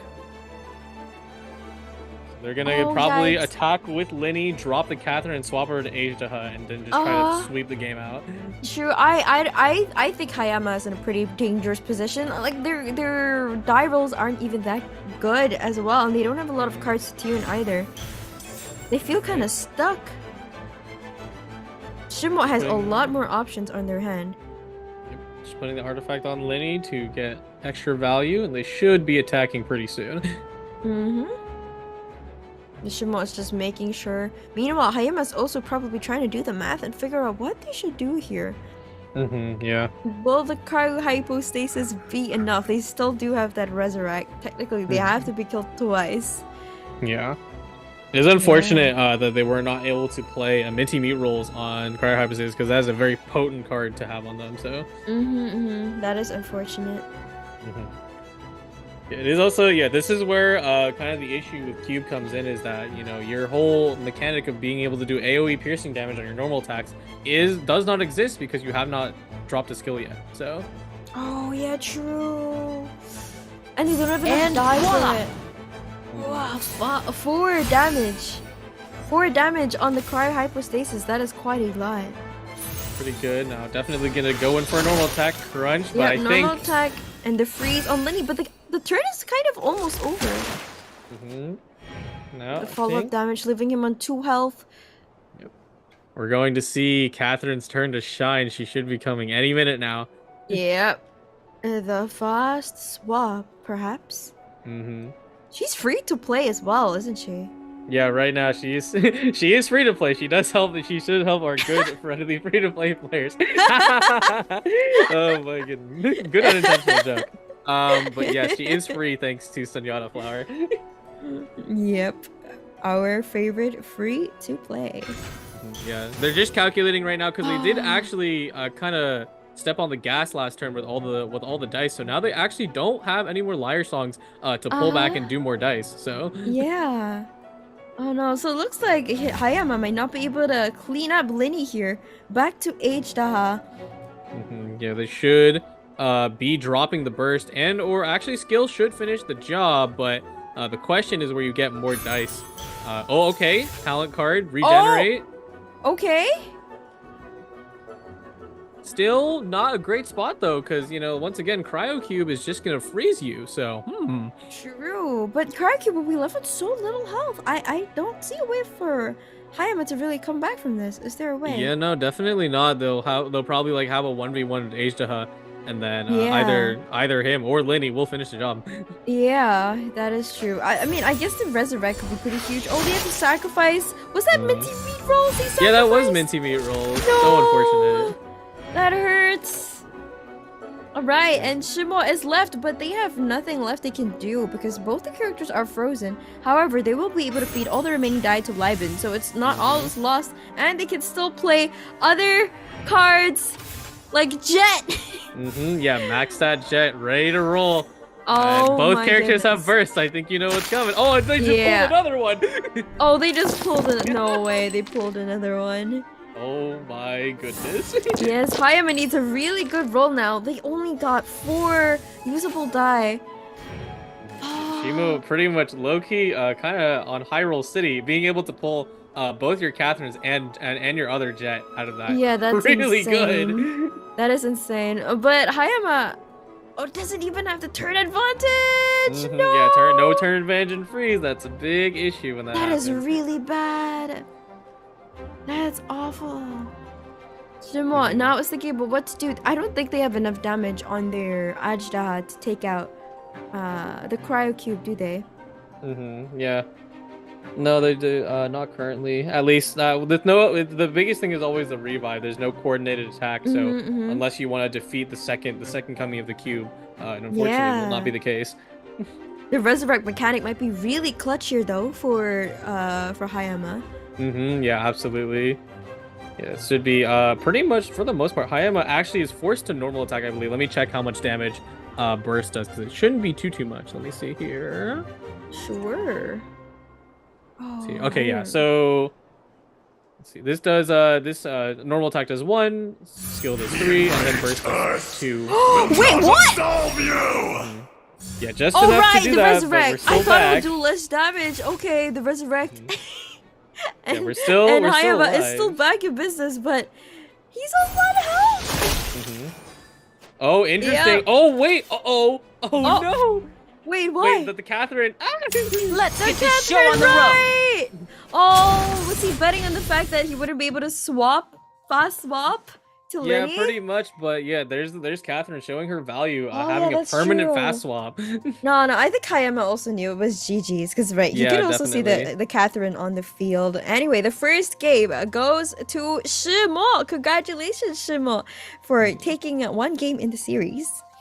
Yeah, very That good. was- Yeah, very good plays all around. That was really close. That was insane though. The jet engine's really showing its value here during this competition. Yeah. Let's see here. I'm just marking down the win. I think the cameras might have been swapped a little bit, but that should have been. No, it's Shimo. I'm pretty Okay. sure. Yeah. We'll see. got We'll it. see it again next round. We'll check. Yeah, it. we will see it again. I next think the round. ISO profile pictures I could do. They're both ISO. All right, and we're next round. going on to the next match of the series. And Shimo here is playing the Mona Signor Thundering Manifestation, which we saw before. Yeah, we're gonna be quite familiar with this one, but they Yeah. they are doing a little bit of a different thing. They do have Catherine, and they also do have Lumen Stone, so they're Yeah, looking to and- draw a lot more. And it looks like they also have another jet engine. And Hayama is also playing a deck we're very familiar with. You know, the H-Daha Lenny Seahorse deck. Yep, saw that last game. We're Yeah. gonna see it again. No Catherine in this one, so I guess they're going to just cross their fingers that it happens, but maybe it's not fully necessary. So. Wait, both players running jet engine here. Yep. So we're gonna see those magical dice suddenly sprout out of nowhere after destroying Yeah. all the other companion cards. Yep. Does any deck here have the advantage? Not really, right? I mean, we did see this last round. So, the first set that we had. So Oh yeah, we did. hard to say. I mean, since they're not pressing as much damage with only using Mona, it's not insane. But you know, I think for the most part, like Signora and Thundering Manifestation can still do enough damage to make Let's get it be this an show issue on the against road. tank. Let's see here. Yeah, mulling their cards out. I'm actually definitely looking at Hamaya's side. I would say not happy for the most part because they got both their artifacts maybe a little too early. Oh, they did. You're right. The die rolls. Their lineup of hand is mostly fine because they have both Yayoi to reduce the cost and also Boar Princess when you replace an artifact, but that's not something you want to do in round 1. That's true. That is way too early. Alright, the reroll being done here. Also gonna confirm who was on whose side, because I think something was flipped, but it's okay. We'll figure that out. Alright, Here we go. All right. we're starting off. Let me scry. Alright, the elemental skill coming out from Mona as expected. Nothing too special. Oh, Yeah. it's an honor to be here. Thankfully, we get to see it instead of. Oh, for other- once I noticed they actually started on the seahorse instead of Linny. Usually they start on Linny, correct? Yeah, typically you do start Linny, but in this scenario, they're trying to make sure they field off the Hydra application so that it doesn't become a problem early on. Right, that is really, really smart. Alright, and the fast action swap to Thundering Manifestation. Dropping a massive skill on Linny along with a Lightning Rod. And now Linny here is thinking about what to do. Yeah, pretty good. They pretty do good have a point. lot of pyro die. Yeah, they sorry, you were do. saying? Yeah, no, I was just making sure I was writing them right. You're right. It was Shimo. I was confusing the top and bottom between the two players, but No worries, dude. Yeah. And now Hayama is thinking, will they use their prop arrow? That's usually what happens, right? yeah, usually should be prop arrow, and for the most part, I don't think you're in too much of a threat and range. I mean, obviously they're out of 0 dice, so not much left to do. I think you should just drop it and then maybe go into Seahorse, but that's gonna push them right back onto Mona. So I wonder if there's any considerations they have in mind here. here you go. Just really They're thinking still about it. It's like, thinking. okay, maybe if I push them the Mona, is it too much of an advantage? Maybe. I don't know. Yeah, maybe. Is it not? Is it? Paying attention to the elemental applications is so important. Yeah, it looks like they expended a bit too much of their dice, because now you'll have to use an artifact if you want to pull off one more skill with Seahorse. Otherwise, you're kind of stuck on Linny right now. Oh, that's true. Alright, Shimo declares the end of their round, so they'll be able to move first. Oh, it looks like we're just gonna be playing support cards over on Shimo's side. Yeah, just pushing over to Seahorse. No need to be too extreme about it. And Seahorse also helping with getting more cards in the end phase. Yeah, absolutely. And we see that turn 1 Elemental Aura Denial coming into play now, because now Thundering Manifestation only can deal just an Electro Charge directly onto Seahorse, and that's it. True, true. Alright, And both Linny is opponents not in much rolling danger. their die. Oh. Hayama's one has some decent amount of Pyro, but I Yeah, don't think it might be definitely enough. Oh, it looks like they're all There we go. thinking quite a bit. Oh, lots of Yeah. Electro over on Shimo's side. Yeah, with the alternative line, it does change up all the abilities that you have inside the whole game, because, you know, since not Yelan OTK, or this one, I'll call it Senora OTK. Senora OTK is, you know, being able to freeze you off rip with Mona, but that's not going to happen anymore until right now, so... True. Alright, Shimo is thinking what to do. I think just gonna freeze the Seahorse, like you said. Yeah, should be planning on that, although they don't have any cryo dice, so that is very unfortunate. Oh, yeah, that's true. They're gonna have to tune 2 of the cards just for that. Yeah, definitely not a great position to be in. Yeah. Meanwhile, on Hamiya's side, just thinking about it, like, okay, my Seahorse is gonna get frozen probably, so what do I do to make the most of Yeah. it? Do they swap off? Do they smack someone? I think they shouldn't swap off, should they? Nah, definitely not. Like, even if a Seahorse gets frozen, it's really not a big deal. There's not really a potential of getting damage boosting so early in the game. That's true. Alright, but perhaps they're deciding whether they want to It's an steal or... honor Oh to no, be they're here. swapping over to Linny to avoid the freeze. Okay. Let me scry. However, that does Alright. open him up to an electrocharge reaction, doing lots of AoE damage across the board. Now Now disappear. Trying Linny is left to on 4 have a health, bit but of he hurt. can heal by himself. Not quite yet, though. And he Oh, does it never mind, he already healed himself a bit. now. Yeah, no, he decided to expend it early. Not too sure how I feel about that. I think you were definitely okay, because, you know, no reactions on Linny right now, so he's not in too much of a threat zone, but it's kind of a neutral space right now for both of these. Just like, okay, well, nobody can really output too much damage, so. True. All right, and now we're back to Hayama's turn again. That was quick. Oh wait, no, not Hayama's turn. Sorry, Yeah, it's this is Shimo's Shimo. turn again. Yeah. And they're thinking about what to do here as well. One thing that does scare me a little bit is that since Mona does not typically get pivoted back to, she's getting very close to burst, and that will just tear apart anyone in this path. Yes, that would. That is pretty terrifying. Doubling any damage instance. Absolutely, yeah. That's and with insane. our good friend Thundering Manifestation, oh my goodness. Yeah, that's insane. Alright, Shimo is deciding. Do they want to try to build that burst? I would if I were them. Oh, but no, the fast Alright. swap over to Thundering Manifestation, living Lenny on 1 health and applying Electro on him. Yeah, super close to exiting the stage. Looking like they probably should definitely leave Lenny because he will take an electro charge in the end phase and be done for it. So. Oh yeah, true. But they decided not to, swapping over to the Seahorse. Okay, they're just doing everything we're not expecting. I wonder what they see. Yeah, it is a bit of slow play, and not in the bad way, but more like the recognizing this, these scenarios are not the best to be the most aggressive, or maybe they're backpedaling a little bit.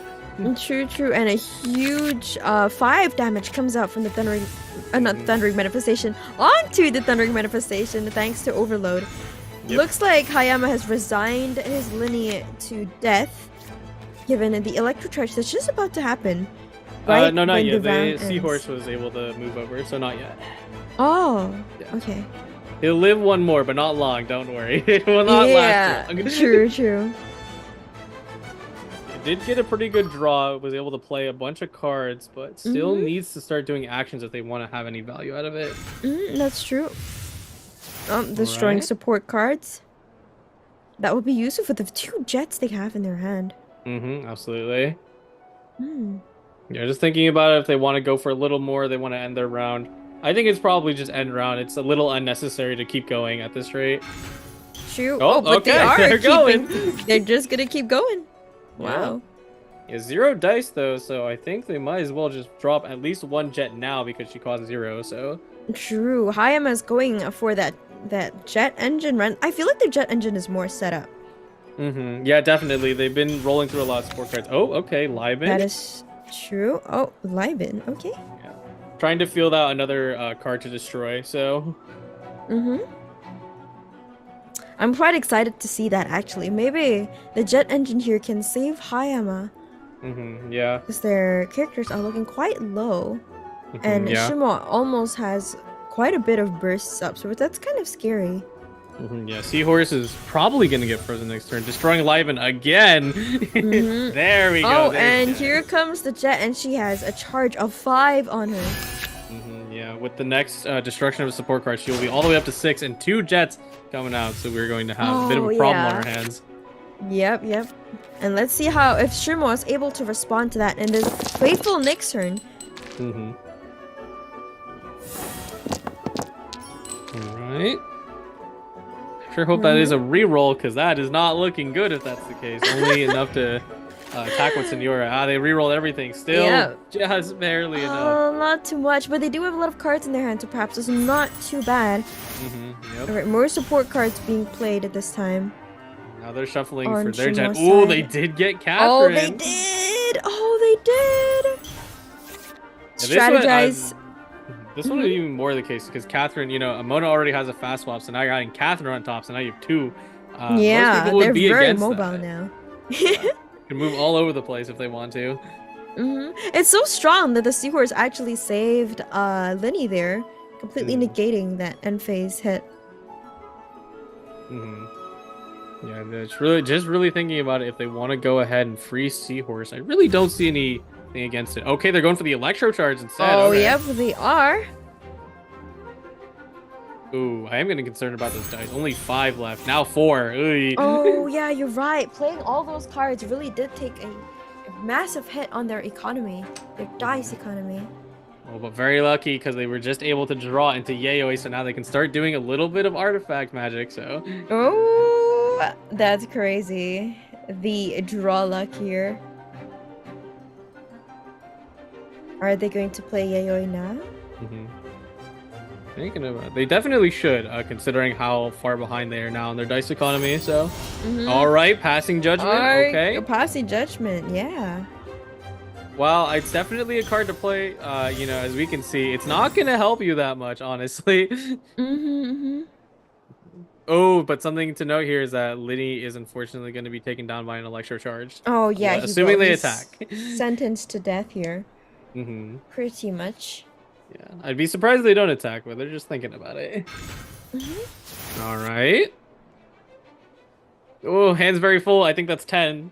Better play something, other you're gonna overdraw. Yeah. And Shimo has a very full hand now.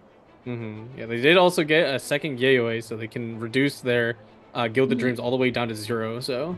But they also know that Shimo has their jet engine revving up. Yeah, locked with a and 5 loaded, ready on to the go. board. What will they do here? All right, second Yayoi. Now Gilded Dreams is 0.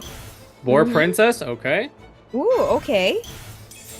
They're ready to sacrifice their Thundering Manifestation, perhaps? Oh, and here comes more die out of nowhere thanks to Gilded Dreams. Yeah, should just be most likely Skill or Burst. Let's just see if they do it or not.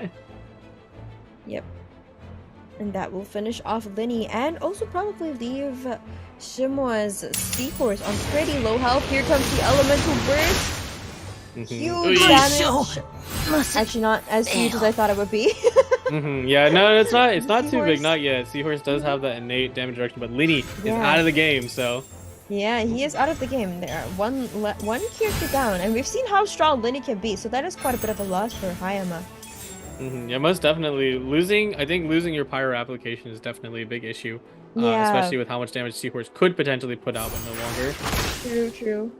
All right, and finishing off Thundering Manifestation, which did grant a bit more die to Shimo, thanks to War used up a Princess. charge of War Princess to gain 1 more dice, but very smart. yeah, But- still just very but just still playing like very slowly, very tactically. They're a little worried about how much damage they both can put out at this rate. So We do have a lot of Geo die for Ashta, but he's not charged up at all. Yeah. Oh yeah, we still have that Hydro. Oh! Moda has a burst ready. Thanks to I haven't lost it. Oh no! Oh, that is so bad. Very dangerous. That is so bad for Hayama. I don't think I caught it earlier, but they also Seahorse pulled out in Liar. lethal territory. Oh dear. Yeah, they pulled Liar Song too, so they will be able to generate more dice now. So Oh wow, that's crazy. The Liar Song. Oh, they're gonna use it. They might use it early. And here I thought that Hayama would have the die advantage here, but looks like Shimo is completely fine. They're gonna keep up. Definitely thinking about just Mona Burst. I think they should be able to play Gilded and get 1 more attack. We'll see though. Alright. Just calculating it out. It's not completely crazy because currently nobody has Hydra on them. If Senora really wants to start taking advantage of this, That's she true, does need but the Hydra on them. with her burst, wouldn't that apply Hydra though? With Yeah, it Mona's should, but burst? only to 1 character, and then you have to deal with H-Taha, so. True. But H-Star hasn't charged up at all. Yeah, no, not at all. He's got no elements absorbed, so he's just gonna be hitting for 3s only. He's just been AFKing the whole game. Yeah, he's just sitting there minding his own business. He's chilling out. Oh, so many factors to consider. Shimo's deciding whether to drop this burst now. Do they want to do more of the support cards first? Or do they want to save that burst for H-Taha? Yeah, probably. Yeah, the best case scenario would be Wicked in able the to save star. Grace. But we're gonna let it rip. Oh, nope, we're letting it rip, and the Seahorse is left on 2 health. So honestly, that double damage isn't gonna do much either. Yeah, not too much. Not too much currently is only on Seahorse.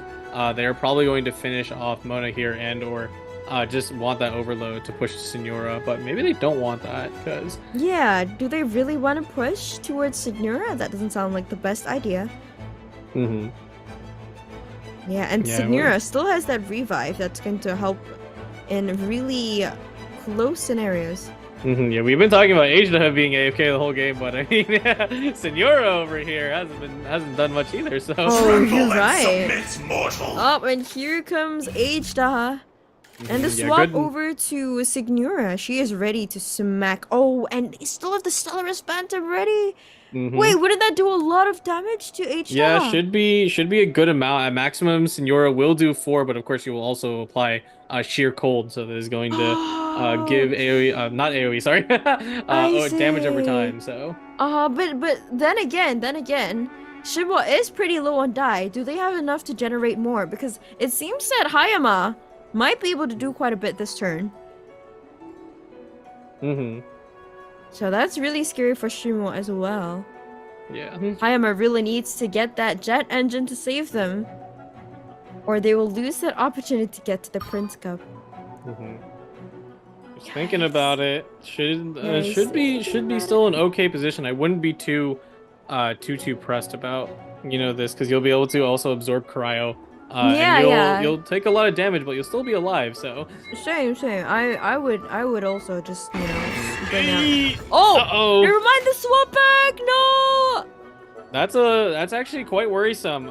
Because that was pretty much the last second of the timer, and now if of course it's not the reality that's happening, but if they had gamblers, they would start just ripping through Seahorse and Asia immediately. Oh, true. Oh, looks like Hayama decided at the last moment. Wait a second, I don't want my H-Dot to take that much damage. Yeah, both players playing a lot more wait. defensively. Oh my! Oh, you know what's happening. Oh, and here comes the jet engine. But Shimo also decides that they want to hold off using that Stellaris Phantom. They don't want to burn it. Yeah, they want to save it for Ajda. And here comes the nuke from the Seahorse with the force swap over to Signora. But honestly, that's not a bad thing at all. Yeah, look at that. 10 dice! It's like the turn never happened. Oh, yeah, it's like the turn never happened. Oh, yeah, that's pretty dangerous for Shimo. Does Shimo even have more ways to generate die? Or are they stuck here? I think they're They pretty only much have one die stuck. left. Looking at their hand, it doesn't really look like there's no more liar songs, no more. Yeah, no more stuff really to play. Wow. Realistically, Are maybe we going to watch? Maybe? Oh, silver release. Oh, Not silver enough release. stacks though. Only they need 4. Only at 2. Yep, and it's the end of Shimo's round, and they're going to have to watch. Will H-Daha be able to stop his way to victory through all of this? Dare overstep your mortal authority? There we go. All right. Yep, here it comes. Absorbs the electro. crystallized. There we go. Oh, okay. All right, we got strategize, but I wouldn't. Would you use it here? I would just smack, frankly. Yeah, probably not. I would definitely smack, and they do have Liar Song to pull back a Gilded and generate dice once again. Oh, so- wait, there's more, right? And the Signora is forced to transform into Crimson Witch, but she only has 1 health left. That does force another attack out, though. Oh, but Just they thinking might be about able to it. take out Signora here, which is huge. There's only Mona left, but she does have a Stellaris Phantom. However, there are no reactions to be done here. Hayama might actually be bringing this game back thanks to the jet Wait, engine the timer. once again. They're 1 second. Timer, no! Oh no! I think they ran out of time. We ran out of time! No! Oh, that might cost them! I never Oh, but the asked end phase, for right? The end redemption. phase finishing off. Oh my goodness, this is so close. Yeah, Mona, if she should just be able to skill, and that will let her live Asia Burst by 1, if I'm not mistaken. But for the most part, Asia definitely has the advantage. So Yeah, H-Daha definitely has the advantage. Mona doesn't do a lot of damage by herself. She's a support unit and she's on 4 health. But she does have that double damage skill, but I don't think it's enough. Word catches. Maybe they yeah, could pull no, a miracle from the actually, cards I think they they're have, fishing it perhaps. out. Asia might just be able to take it with Burst. Yeah, oh yeah, using Lumenstone to fish for more cards, but I don't think it's enough. Okay, We Catherine. need some damage buffs here. Burn 1, burn another. Uh-huh. Can we pull something off of Lumenstone? Let's see. Yeah. They're looking for something. They need something for that extra damage. How much Grand damage Arcani. does would Mona's attack even do here with the double? Currently with the double, Let me I believe it's just 2, so and reduced by 1. So there we go. Oh, and they You opted stand for a upon your shield, which is doom. pretty smart. No, it not. But it's unfortunately not Oh, enough. and it's not enough against the massive burst from H-Daha, and Hayama's actually able to bring it back. Which means yeah, we're going to a very- game 3 again. That was so close again. That Yeah, was very crazy. interesting match. Went back and forth a lot, but that is 1 point on the board. We are getting our full-on best of 3s today. So Yeah, we are. Wow, I was on the edge of my seat for that game actually. Wow, I did not expect Hayama to bring it back. Both players played so beautifully again. yeah, I think a lot of them, especially in that last one where they did actually, I'm pretty sure they ran out of time. For mostly just because I heard like the timer count all the way down from 20. So I think they were definitely very worried about how both of the players played, and they're like, okay, I think maybe a little too slowly, so that left a lot of openings for them to try and weave through and take the victory. Thankfully, it didn't cost them the game though. The fact that they let the timer run out, and it looks like Shimo is going to be playing the same deck again. Let's see if it works out this time. Maybe they can get their jet engine running faster. Well, Jet is so strong, actually.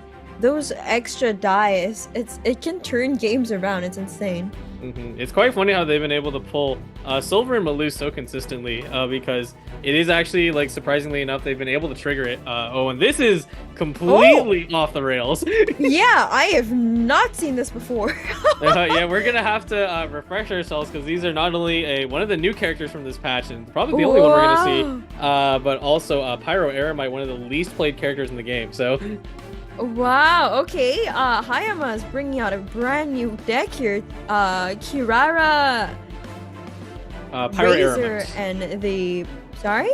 Pyro Eremite. Pyro Eremite, right. She's majestic, honestly. She pretty much looks like a playable character. Yeah, she is playable in that quest. She is very significant in that quest. I'm actually going to see if I can find her name from the Jet quest, which is funny. They're very involved with each other in that quest. So. Oh yeah, I have yet to finish the quest actually, but I've heard things. Would you like to run us through how that deck works? The Kirara, Pyro, Eremite, and Razor deck. It's quite strange. They don't have the most synergy. I'll definitely go ahead and play Kirara first because she is the more simple one. So Kirara, on her skill, she will create a shield, do no damage, but she will give you the status, which is the cat grass, which I'm not going to say the full name. It's very long, but basically when you swap characters, it'll deal 1 dendro damage and draw you 1 card. I see. Oh, so she helps to draw cards. Okay. Yeah, she's here to deliver all the cards from your Genius Invocation TCG purchases. Thank you for choosing Columbia Express. Nice. But the secondly, secondly, her burst is very, very interesting. It does a good amount of damage, does 4 damage, but also applies a cast grab bomb to the enemy. And what that will do is that every time your opponent plays an action card, they will take 1 dendro damage, and it only stacks up to 2. So. Oh. Man, I'm really excited actually to see this deck being played. I kind of want to see the underdog come about, come out on top. You know what I mean? Yeah, it is going to be quite the uphill battle, but players bring these decks for a reason. So who knows? They might surprise us. Yeah, because I feel like the opponent wouldn't know what to expect, right? Because they wouldn't have seen this deck much. Yeah, so especially if the, like people who throw like curveball decks into their matches, it's like, okay, well, even if you know what they do, I mean, who knows? They probably calculated out something that you were just not aware of entirely. So. All right, playing lots of support cards again. Looks like we still have another jet engine in Hayama. So that remains the same. Interesting. Went for a normal attack, so not really using any of Kirara's special abilities off the gate. Yeah. Are they just trying to get her burst off? That might be it. They might be fishing for burst because, burst does do a lot against someone else's cards, but looks like they're playing they're gonna end on 6 and feed everything into Liben. Wow, that's crazy. Bringing everything over to the next round, and Liben is full. All 3 Libens are full. Yeah, that's all crazy. 3 of them. It looks like they're just like, yeah, I rolled bad. Let's just not. Yeah, let's just roll with it. Now, the next That is- character, you do bear with me. It is a bit more difficult to explain because she does have quite a amount of special mechanics. But the Aramite Scorching Lore Master, or just the Pyro Aramite. So, 3 off rip, just 3 damage skill, nothing too special. And the Aramites have a special passive, and let me go ahead and read it off here. After this character takes damage and they have no greater than 7 HP, they will immediately gain 1 energy. So they're all about quickly building their bursts. Oh, wow. Okay, so they can build their burst really fast if they're lower on health. Yes, and then the burst itself is going to be the Spirit's Omen of Awakening Pyro Scorpion. I'm sure you're quite familiar with these summoners from the Abyss. So off rip, it'll deal 2 damage, and then it'll summon 1 Pyro Scorpion, and in the end phase, it deals 1 damage. Ooh, interesting. Okay, okay. I'm excited to see that in play. Yeah, I am excited to see it regardless, even if it's one of the least played cards in this game. But who knows? Maybe we will be pleasantly surprised. Yeah, I would love to be pleasantly surprised. That'd be very, very exciting. Yeah, additionally, if the Scorpion is on field, Pyro Aramite will also take 1 less damage. So that is a lot I see. That's pretty good for sustain. Yeah. All right, Shimo gets to start first here. Are they just going to skill with Mona? Yeah, all Well, I kinds can't of believe I just all kinds of delved things happen into in the first destiny. round. Let's see how they're gonna utilize it. I just realized Shimo didn't even attack at all in the first round, and they pulled both jets. That could be huge. Yeah, very early jets, and also a good amount of companions already used up. So this Yeah, is nice, yeah. nice. Oh my goodness, Coming they're through. high rolling. Yeah, there we go. Now we Alright. get to see Kirara's skill in action. She has a 1 cast grab bomb on her side.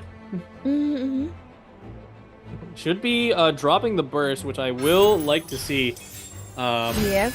The interesting thing about Kirara's burst is that to counterplay it, Shimo might try to start throwing out as many cards as possible during this turn before it becomes a penalty. Ooh. Yeah, true. Oop, Alright, the guess fast not. swap over to The pale flame smolders. Signora, freezing Kirara. Oh yeah, rip Denying them that. of a Never mind. burst. No more bursts for burst Oh, for that is Kirara. true. The hydro application at the start, that does cost it. Your coming was foretold. Alright. There The she is. swap over to the Pyro Ermite.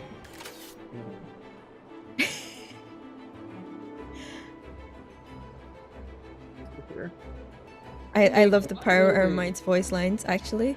They're very loud. So it may blast her ears out a little bit, but let's see what she's got. She's gonna go. Should be attacking into Signora, triggering a burning reaction. So Oh yes, burning reaction. I haven't actually seen that much.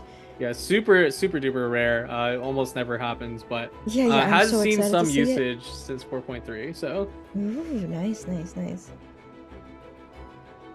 Alright. And now Shimo is deciding what to do here. Board Princess being played. yeah, maybe looking to play multiple of their artifacts. It does seem once again a little early though.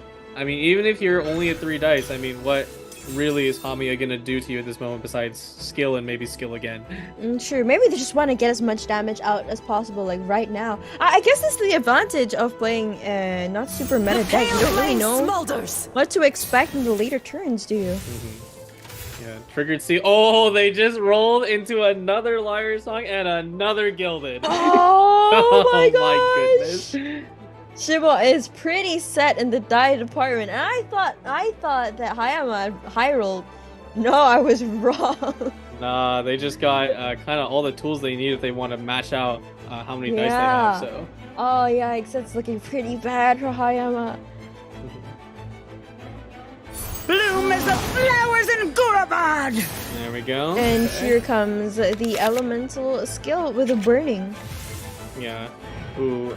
Hamiya better start playing some cards quick because it does look like their hand is about to be full. So. Oh, that is true. Oh, but they also have the double win song lyre, right? Yep, double liar. No Yeah. artifacts to play with it though, unfortunately. So. Oh yeah, that's true. Oh, Yeah. that does hurt a bit. This is a little bit of an interesting situation because Aramite needs to be at 7 HP if they want that bonus energy recharge, and Signora always only does 2 damage, so unfortunately they're not getting their passive. Oh, they have to be exactly 7? Yeah, 7 or lower. So 7 or lower. Oh, I guess I could take that though from Mona. yeah, true. Mona should be able to do that, assuming that they end their turn first. So. But Shimo's probably also taking that into account here, perhaps. Is it worth letting her get her burst that easy? And never mind, we're going to be generating more die here on round 2. Am I correct? Yeah, just round 2. This was Already round throwing 2. all Round the magic 2 in. So long. So That's much stuff. crazy. Yeah. Oh. Okay. What is Shimo going to do here? Are they going to swap over to Mona for one last skill? Or something? We don't know. Yeah. I mean, they're just slowly calculating it out. It's probably still ultimately advantageous to attack, but I don't know. It just seems so extra with, you know, how little has happened in the game so far. And the Catherine is out again. Yeah. Thinking about it. Are we going to keep attacking? No? Okay, pushing the Thunder never Manifestation. mind. Yeah, just swap the Thunder Manifestation. What are they going to do with the 3 extra die? They're going to try to nuke out the Pyro Aramite as much as possible. Yeah, most likely going to try and drop that Superconduct damage and also freeze damage in the end phase. So should chunk down Aramite pretty significantly, but that's what she likes. She likes to be at lower HP to get energy recharge. So True. Ooh, but that's gonna be really low though. I wonder if she'll be able to survive much longer. She'll probably be able to drop one for the most part, not really. But Scorpion is a pretty decent summon. You know, being able to do that 1 damage reduction. So. Another gilded. Okay. And the elemental skill, Lightning Rod, going over to Kirara, applying Electro on her. Yep. Again, I just found it to make it easier to not have to say Pyro Aramite all the way. The quest name for the NPC is Babel, so Babel. Okay, let's just call her that. Yeah, it makes it a lot easier. She's from the Tenet tribe, from the Dirge of Bilquis quest line. So I really want to play through that, but back to the game. Looks like a Hayama is acting here, and they have just applied an artifact on Razor. Yeah, only 3 dice left. So I mean, if they really want to, they should just be able to skill and call it a day. It would not be disadvantageous. True. Okay. Oh, but we're gonna play Jet now. She only has 2 charge on her. That's not too much. Yeah, not sure how I feel about that. Yeah, also tuned to Lumenstone, so they definitely should be going for a skill. Also a fast swap. Okay. Oh, fast swap. Okay. Wait. Oh, and interesting. They ended the round? Interesting. That's not what I expected. That's not what I expected either. Oh, they're gonna feed Liben. Okay, but they tuned. Didn't they tune something? Yeah, they tuned Lumenstone. I think they might have gotten caught up in decision making. They're like, oh, maybe yes, no.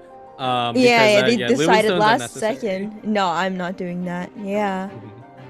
Yeah, because otherwise, like, if you tune cards, it's just to make sure your hand doesn't fill up. But you are not in that much danger. All right, there we go. Eternal Oasis! Oh, wow. And she gets her burst for free. That's crazy. Yeah, was able to activate that extra energy recharge. Very interesting thing that happened there because since Senora's Sheer Cold procced off, it was able to drop a Superconduct just off of statuses. Oh, you're right. Yeah, the Sheer Cold. Damn. All right, let's go over to the die rolls and see how they're like. Yeah, that. Actually, yeah, they were in danger of overfilling. Okay, so they were indeed playing cards for a reason. So. Oh, I see. So they played it because their cards are overflowing a little. Yeah, definitely. Yeah, if they were to lose any coming cards, they would actually set them back significantly. So. True. That was a very smart play from them then, and they get to act first. But she does look really low, the Pyro Aramite, even if she does get her burst off.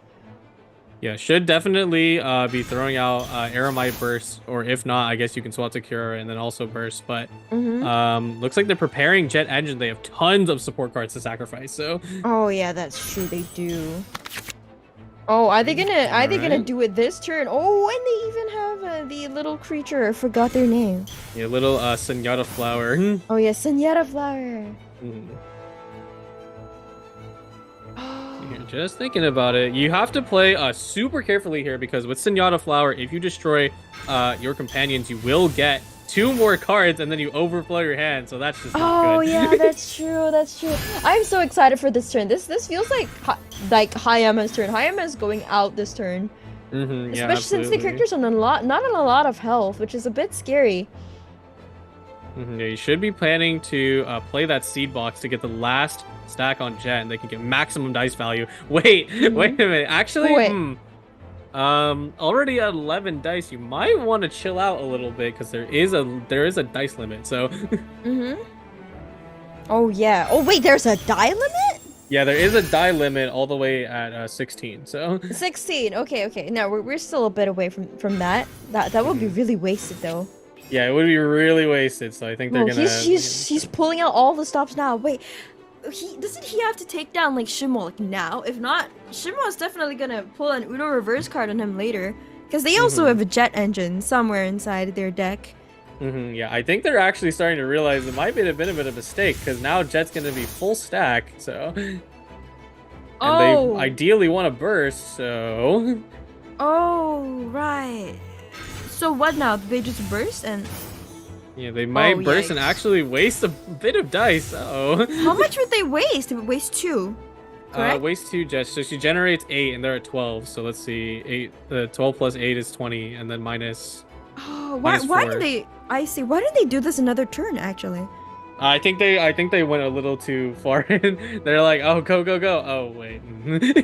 Oh, wouldn't this have been better, like, after they used their burst? Yeah, probably. I think they should still be safe though. They do have Lumen Stone to toss out, like like extra. Thank you for choosing Comedy Yes, it's not the worst. Oh, they're gonna hold it off. Okay. Sacrificing Kurara. I got the fast swap on there too, and they do have burst, and burst is very dangerous in the position that Shimo is in because they want to play more cards, and now they're gonna start taking Dendro damage for it. If it happens, yeah, here we go. Oh, and here comes the burst. I really want to see this deck in play. I am so excited. There we go. Oh yeah, perfect. Oh wow, 16 die. We overcapped a bit. That's crazy. Yeah, actually, I did not know there was a die limit. Sorry. Yep. No, it's okay. Perfectly played. Just missed. Just scraped it off, so they didn't hit the die limit. So very nice. Yeah, that was really well played from them. They were probably calculating that exactly. Yeah, I was getting scared. I'm like, please don't overproc. That would be very sad. That would hurt. That would really hurt to see. This is the final game of the match series. Anyway, this is so scary actually for Shimo. Yeah, and there was that flash of light on the red status below Thundering Manifestation. So Grass Bomb is starting to count up. So be careful. You're gonna start applying Dendro to yourself. How does Grass Bomb work? Basically, every time you play an action card, it counts. I believe it's 2, so every 2 action cards that you do, you'll take 1 Dendro damage, so... Oh, wow, okay. Yeah, I'll make sure and check my sources really quick, just to make sure. Sure. And then now Shimo is thinking about what they should do now that they have Grass Bomb applied to their Thundering Manifestation. They still do have Signora to deal quite a bit of damage, though. Yeah, and she also has every 2 action cards. I still think Shimo can perhaps bring this back with the freeze that they could do with Mona and Signora. Yeah, they are looking at reasons. So there we go. 1 Casper bomb activated now. Thundering Manifestation is taking 1 Dendro damage.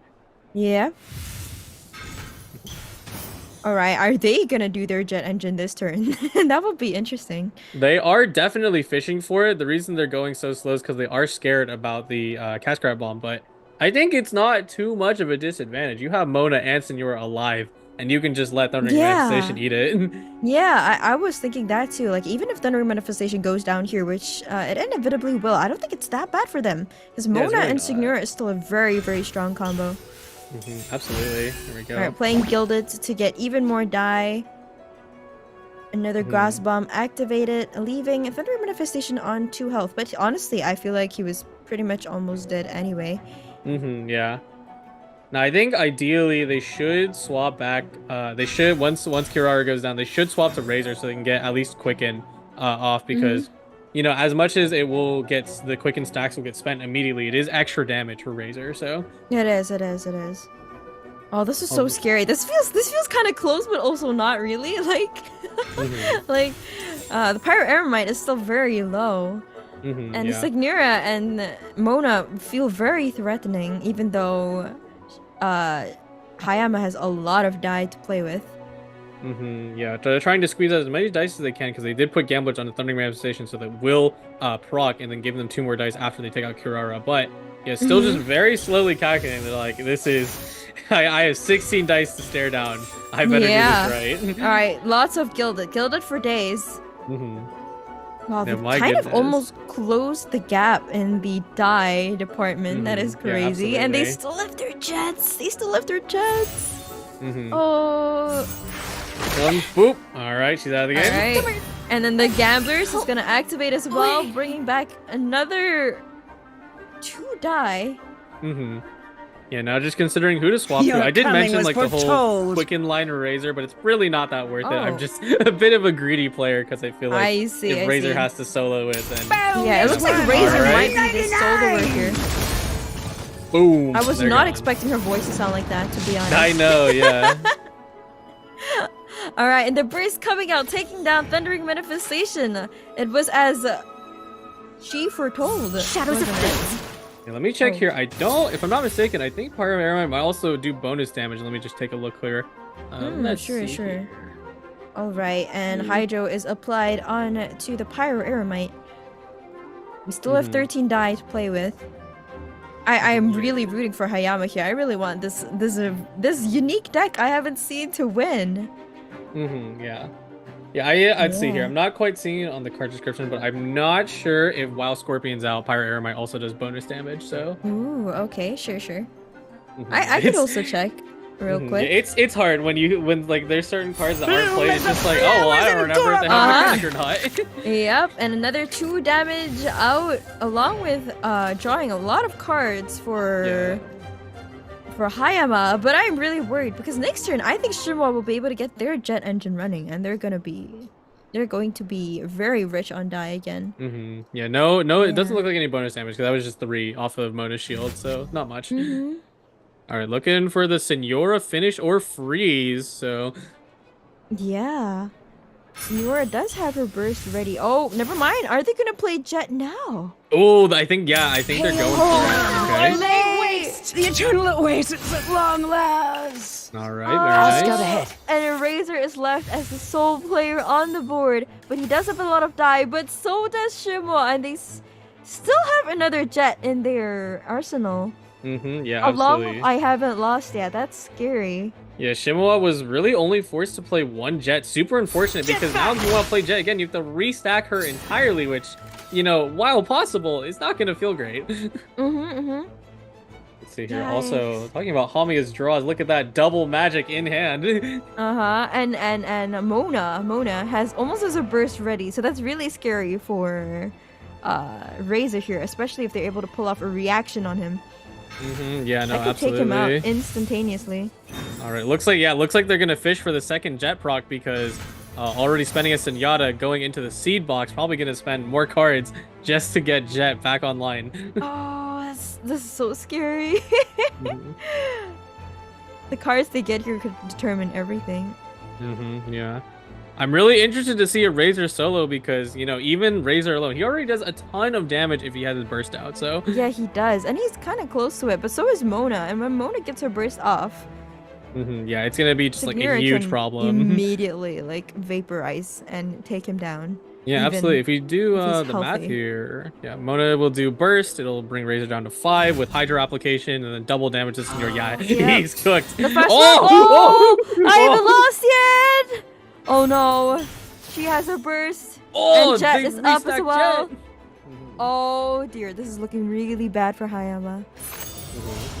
Oh, passing judgment, denying their action cards. Denying his sorry? They're denying the action cards that Razor may be able to play, which isn't a lot, but... that's not a lot? Okay, but still though, he is in so much trouble. Like, the moment Signora takes field, isn't he basically a goner? Yeah, actually, I think they reversed this game entirely because now that you're on Mona and now you have just enough dice to let Senora do 1 more attack, it may be just over. Yeah, exactly. And he can't even use his Electro reaction on Mona because it would do overload and force swap over to Signora. Yeah, absolutely. So you pretty So much just he's have in to do a physical trouble. attack. Yeah, he has to do a physical attack. There's no other choice here. Yeah, it's too bad we don't have an indicator on if Mona has used her passive up yet or not. But regardless, it wouldn't matter because Catherine has been used, but Mona probably hasn't been yet. So. Oh, dropping Yikes. Lumen Stone, trying to draw I a don't see little more. Hayama bring this back, actually. It's gonna be really hard. He's gonna have to take out that Signora before she takes him out. Yeah, wasted their strategize through the passing judgment. Still trying to get something. Okay, Covenant in the Rock, not bad. Okay, not bad, but honestly, I don't think they're gonna survive this round. Yeah, no, definitely not. Okay, just All a right, physical attack. normal attack ready. All right, and maybe the swap. Oh, it's a quick swap. Yeah. Oh, it's not a quick swap. It's not a quick swap. Can Oh, he finish off? Can he finish her off though? I don't think he can.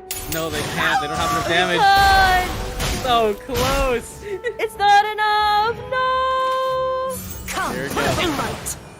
And 8 here comes damage. 8 damage, taking out GGs. Razor, and Shimo takes the series and advances to the Prince Cup. Wow. Ooh, congrats, Shimo. Very, very nice showing. I really love that I haven't lost yet into Mona Burst. Just one dice to finish the game. That was crazy. That was so close.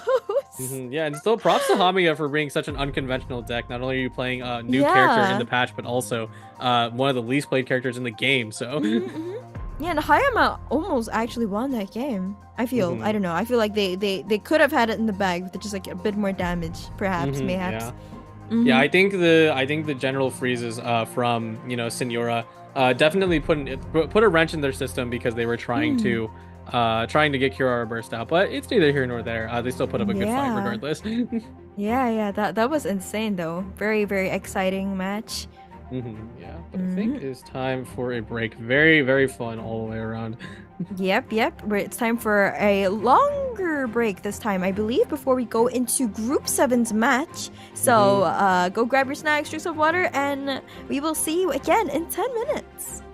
Yep, now go away. We'll be right back.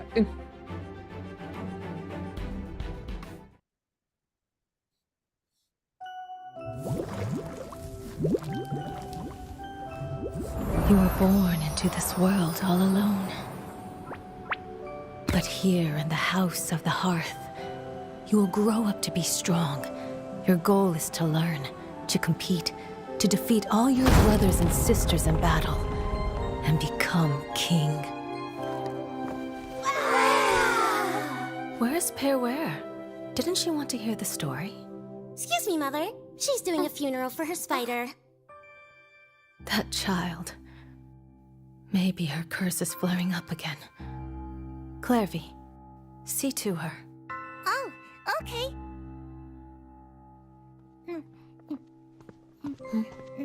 I want cake.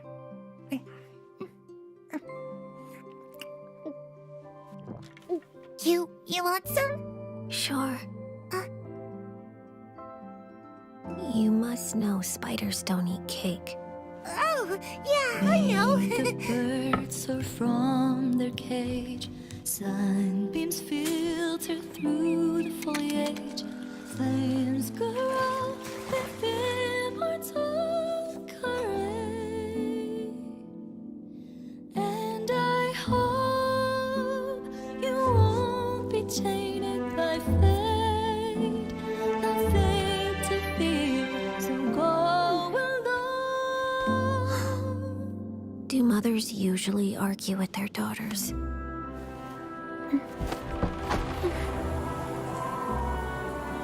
I heard that in Snezhnaya, colored light dances in the sky at night.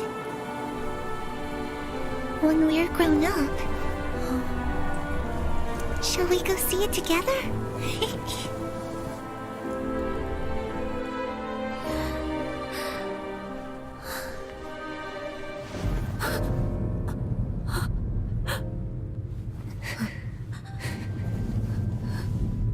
You will be a great king.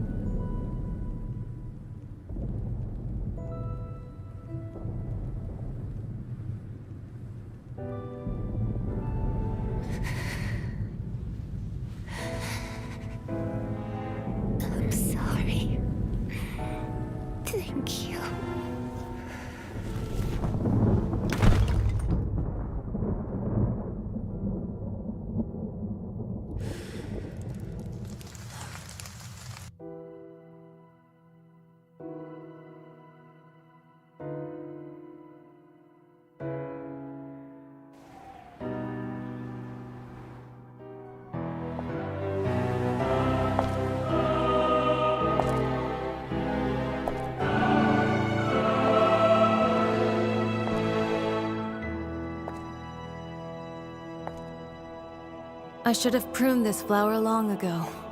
Not waited till it wilts. How grotesque. Wouldn't you agree?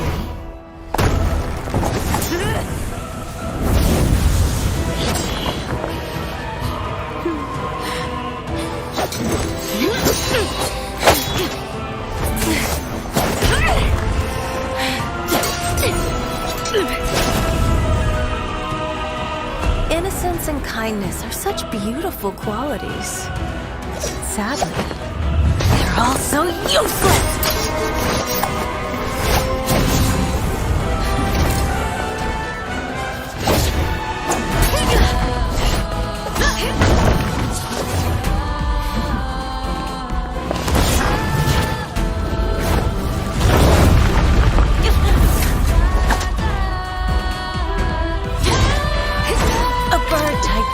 Never fly the nest. You are no exception.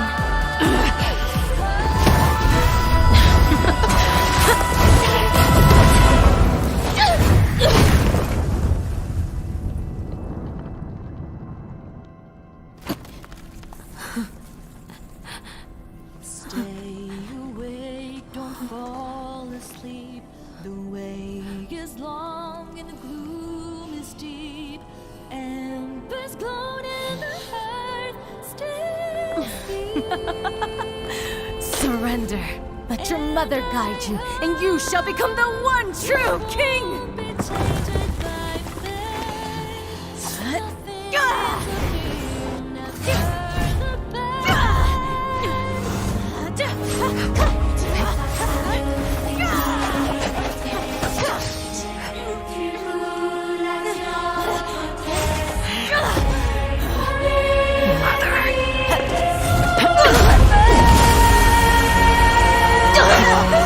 My answer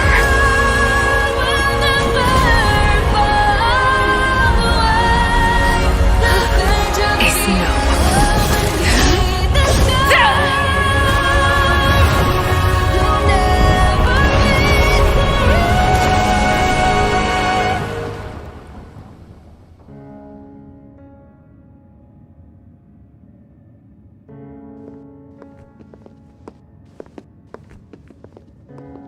She killed the Harbinger? Shh.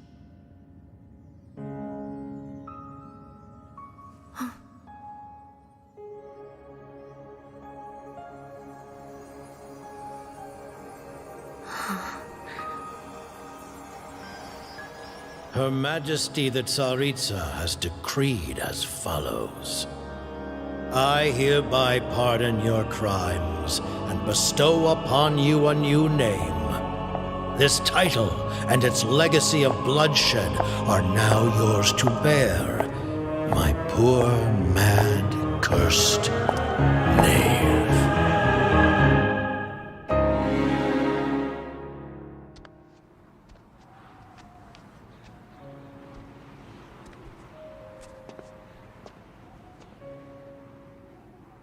Come with me.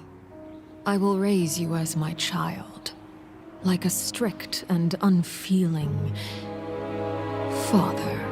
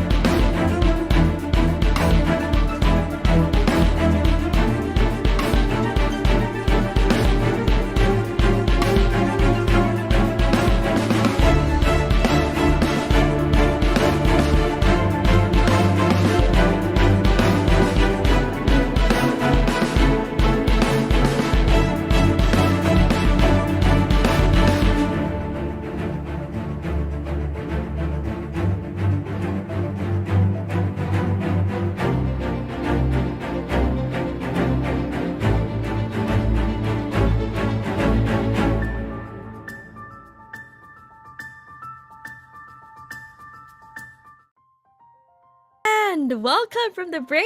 Welcome back from the break, everybody. I hope you guys enjoyed watching that Arlecchino short. Yes, I'm so excited for it to come out. By fate. Awesome animation. I'm so excited for Arlecchino.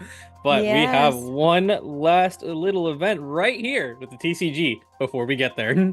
We have 2 more matches left, and right now we're going to watch match 3, which is from the final match of Group 7. I'm really excited for that.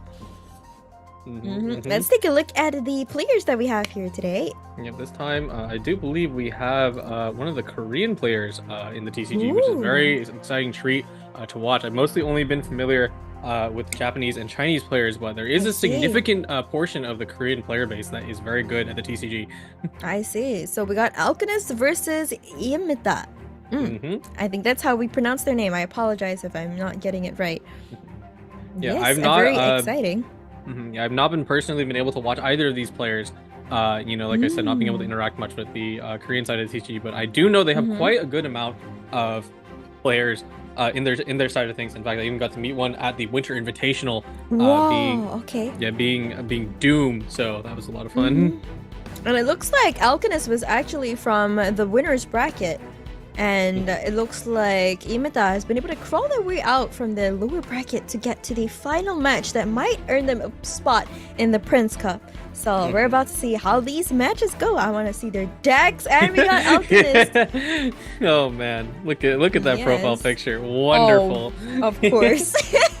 But ironically, they don't have a jet engine in their arsenal right here.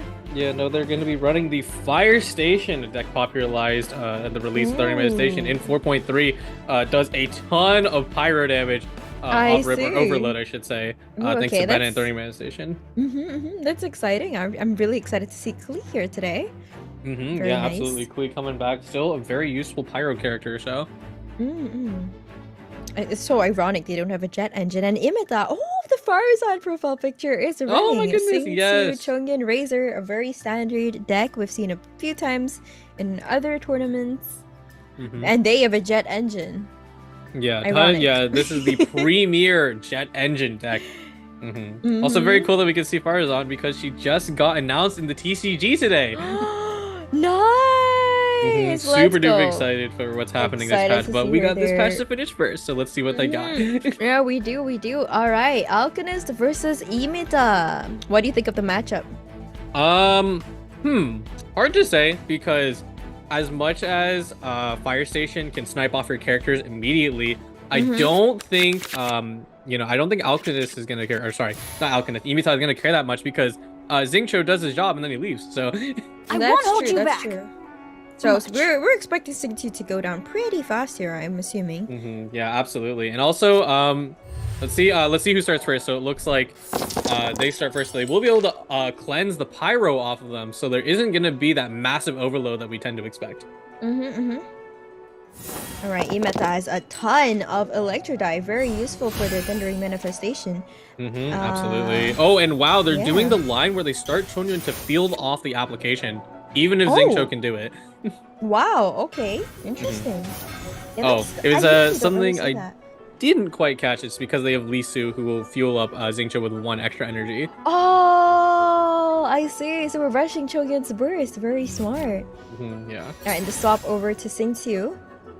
Yeah, very happy to see Lee Su because he did fall out of favor for quite some time, but now that companions are very useful for Jet, it is nice to put him in there, and energy is super duper important. So.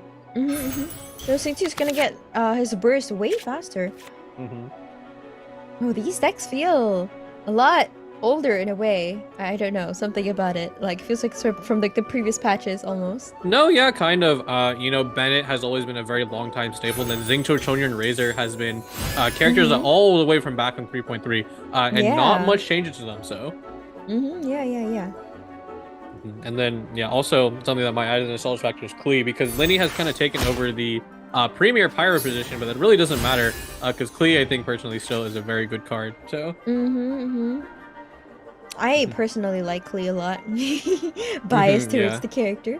Yeah, but, I mean, she was the first character to introduce negative statuses into the CCG, so that's a lot of fun. Yeah, that is fun. Over here on Alchemist side, we do get to see a lot more tech that has been in previous patches, but not seen very often. First off, being the Sapwood Blade. If you do a normal attack, you will immediately generate 2 dice of your same character. Oh wow, that seems pretty useful. Yeah, so, you know, even if it costs 3 dice, it's effectively a 1-cost card because you just hit someone and then boom, you have your dice back. Yeah, wow, that's useful. Although, it almost does feel like a waste not to use Xingqiu's skill, does it? They're making sure use the to not get vaporized. Right, that's so smart. I didn't think of that. Genius. There you go, yeah. So even Alchemist responds in the same way. It's like, okay, you won't take the vaporize, then fine, I'll just do a normal attack again. Very smart. Alright, well, Imita is already quite low on health for Xingqiu. And it's the end of the first round. Yeah, absolutely. Both of the sword boys have their burst ready to go. Witness the so that's power gonna of be the a problem, because that's their end goal, so. Yep, and here comes the burst out from Xingqiu, applying Hydro onto Bennett. But Bennett also has his burst ready, which means he will heal. Yeah, Kid Kujirai, another card all the way back from 3.7. Very retro, very nostalgic to an extent, because it's sort of treated as a meme card. Because it can give yourself a dice, but it's also give your opponent a dice. So it's like, do you really want to run this? Interesting. Now, I don't know how I feel about that card as well. I mean, it's okay. It's very seldom played because of the reasoning I just mentioned. But the interesting thing about it is that it will, since the support zone is so full all the time nowadays, Kid Kujirai may be a benefit because as long as he stays on your side, he will give you that dice. And if the other opponent's support zone is full, he won't actually move. Oh, right. Good point. But in this case, Imita's board wasn't actually that full, so he gets the kid. The ball was passed on. Yeah, they're passing the ball. Now Bennett is sitting very happy because not only is he about to rip off a massive vaporize, he also has a talent card and Bennett burst ready to go. Oh yeah, you're right. He is very happy. Oh, and the Lotus Crisps will help sustain him as well. Everybody stand and here back. comes the big burst that will take down I have taught you already kind of got his job done. No. Yeah, for the most part, definitely got his job done. Both of the characters, both sides have what they want though, and now Chonya's gonna come slamming in with the freeze. Yep, Chongyun's coming in to avenge his boom, best boom. friend while putting lots and lots of cards on the board right here. It is kind of funny, yeah. Actually, yeah. Now it's a very good play from Imita because now they actually trapped Kid Kujirai, and now they're permanently keeping him. I think, or no, they're not. They're not. He's gonna swap. Oh, they're not. Yeah.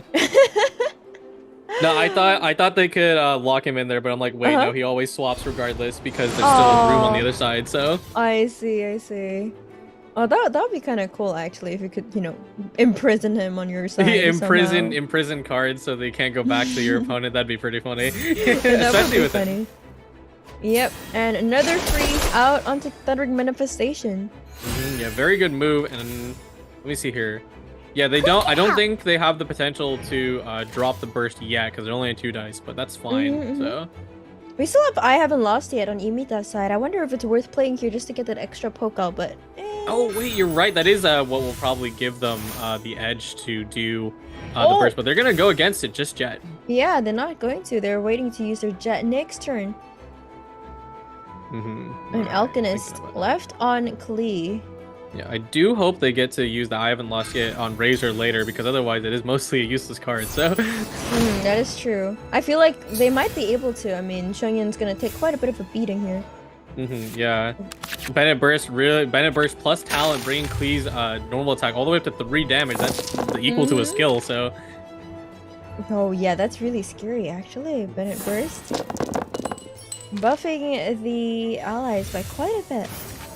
Yeah, super useful. And the kid is back on Alchemist's side. Huge normal attack coming out in Klee and freezing her. There we go. Making her useless this round. Yeah, it's very hard.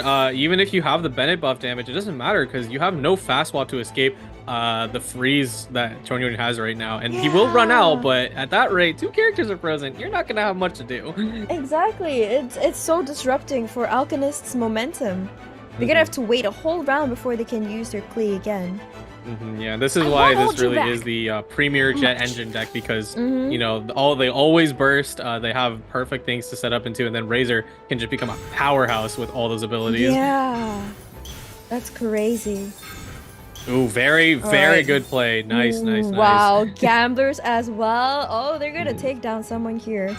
Yeah, they are fishing to take down the Bennett. I think they should be dropping burst and proccing jet. Oh my goodness. Oh, that is so bad for Alchemist. Could it break? And the Bennett immediately taken out by Chongyun's burst, and he gets more die from the gamblers. That's right. And so we got 4 more coming your way. Just thinking about it. Now Alchemist thinking about who to swap to. Yeah, unfortunately, it's gonna have to be Thundering Manifestation because if you don't push Chongyun off, you're still going to take a ton of damage. Yeah, that's true. Someone has to take the beating. The question is, who do we want to take the beating? They're picking Thundering Manifestation for that. Yeah. And there we go. Okay, big damage still. Taking out Chongyun. Wow, that was a lot more damage than I expected, actually. Oh, it's probably from the Bennett burst. Yeah, absolutely. It's that Bennett burst coming into play. Even when Bennett is gone, talent card still remains. And yet another freeze coming out. So Razor has the field now. Alchemist can't do anything. Yeah, all he absolutely. Do is swap. Oh, here comes I haven't lost yet. I haven't lost yet. And here comes the burst. This might be a clean sweep. Not really clean, but somewhat-ish clean sweep. Not really. I think for the most part it's clean.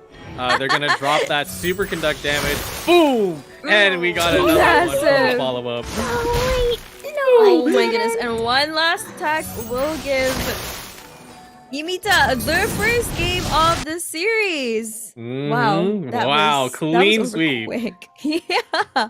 Yeah, that's just how it is. That's why they call it the premier hyper magic deck. It really was the premier hyper Razor, magic slash deck. Done. That was insane. Yeah, it is good that in the rule set it will no longer be able to use that deck. So no more of the strongest deck. But let's see how they adapt for the next match. Oh wait. Oh yeah, they can't use it anymore because they already won once with it. True. Well, that works so well though. Basically, Alchemist was pinned down the whole time. They couldn't do anything. Yeah, pretty much. Even if they got Bennett burst off, they were having a bit of trouble with dice and draw. Thundering Manifestation, in the modern days, even because it did kind of lose talent card a little bit, which used to be able to let it draw. So they were struggling on draw, and they were also struggling on dice. So.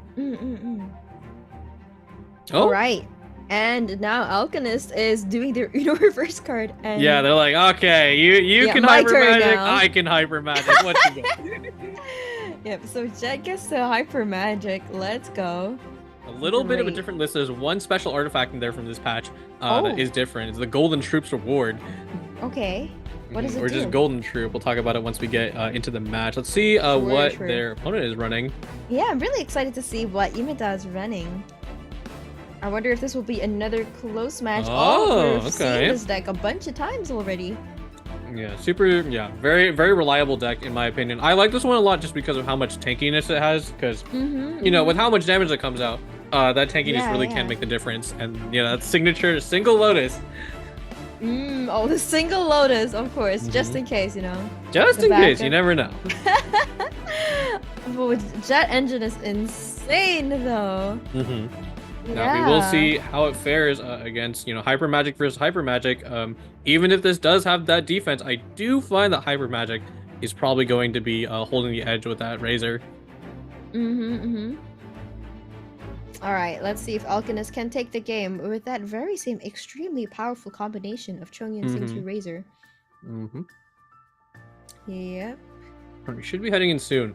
But one thing I will note is that the thing I mentioned earlier, and that hopefully they roll into it early, is Golden Troops reward. So that is the new Fontaine artifact. I'm sure many people are familiar with it because it is very good to farm in the main game. But basically what happens is that when you place it on a character, if they're off field and stay that way, they will gain 1 point. And every point that you collect will reduce your skill by 1. Wait, how do you collect points again? They just have to not be the active character. Wow, okay. So you can reduce the cost of his skill just like passively. Yeah, pretty much. So, you know, not every character is on the field at the same time. So if someone's just chilling in the back, you can start loading them up and they can start dishing out skills for free, basically. And quick prop arrow drop onto Saint Hugh. Yep. Yeah, Alchemist should definitely respond with a rain screen on Xingqiu. They just need to tune one card for it. Yeah, I wonder which card they'll tune for it though. We can't exactly see all the cards that they have. They should have 2 seed boxes right now, so we'll probably get rid of 1. You don't need 2. Alright. But they are considering other options, perhaps, because they're taking a bit. Yeah, I think they might be a little worried because since seed box could have cost 0 is that's Sealy without seed box. Definitely not expected. You just opted to do a normal attack. Yeah, I definitely would have played at least seed box plus Sealy in together, so that way Sealy costs no dice. Oh, right. Good point. And then the swap over to the Seahorse. Alright, dropping the seed box now. Going to destroy it. What are we fishing for? Not what you want. What would he have wanted there, Alchemist? I guess it's fair. What's it called? I guess Sunyata does draw from like 40 random cards, so I guess you can't really predict it. But you know, neither of these would necessarily give you too much benefit besides Tenshukaku, which will generate an extra dice. Oh yeah, that's not a lot of help.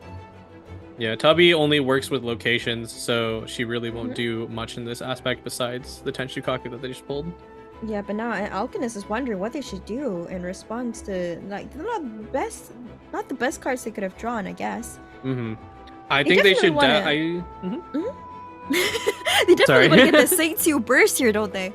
Yeah, they should, but I am worried because they're looking at basically 2 overload situation. If they can get overloaded now by Seahorse, or they'll get overloaded in the end phase. So they're like, Oh, true. Yeah, that is a very awful dilemma to resolve. Someone's gonna be taking a lot of damage here thanks to the overload. Oh, they're thinking about playing Tubby into Tenshukaku, maybe. I mean, it's not the worst, but I feel like you might want to tune one of those cards out just so you can get at least a skill off, so you don't get overloaded by Seahorse so harshly. Alright, another normal attack to farm the burst. Yeah, it does have burst now, but Seahorse should be attacking. That's gonna hurt. Yeah, that will hurt a lot, leaving him on the 3 health and the force swap over to Chungyan. So Alchemist is gonna have to spend a turn perhaps just to swap over to Saint-Hugh. And use his burst without him dying. Hopefully they pull a fast swap, because otherwise they're pretty much never gonna get back to Xingqiu, unfortunately. Yeah, it's gonna be really hard for Alchemist now. Alchemist is in a bit of a sticky situation. Not quite able to burst so easily. Yeah, hopefully they get a better dice roll this time. I do think that the dice played a bit of a factor into that. They didn't have the best dice. You're right. Alchemist got a bunch of Hydro Dive. That's pretty nice. Here, ask and thee shall receive. That's a lot better. I like that. Yeah, that's a lot better.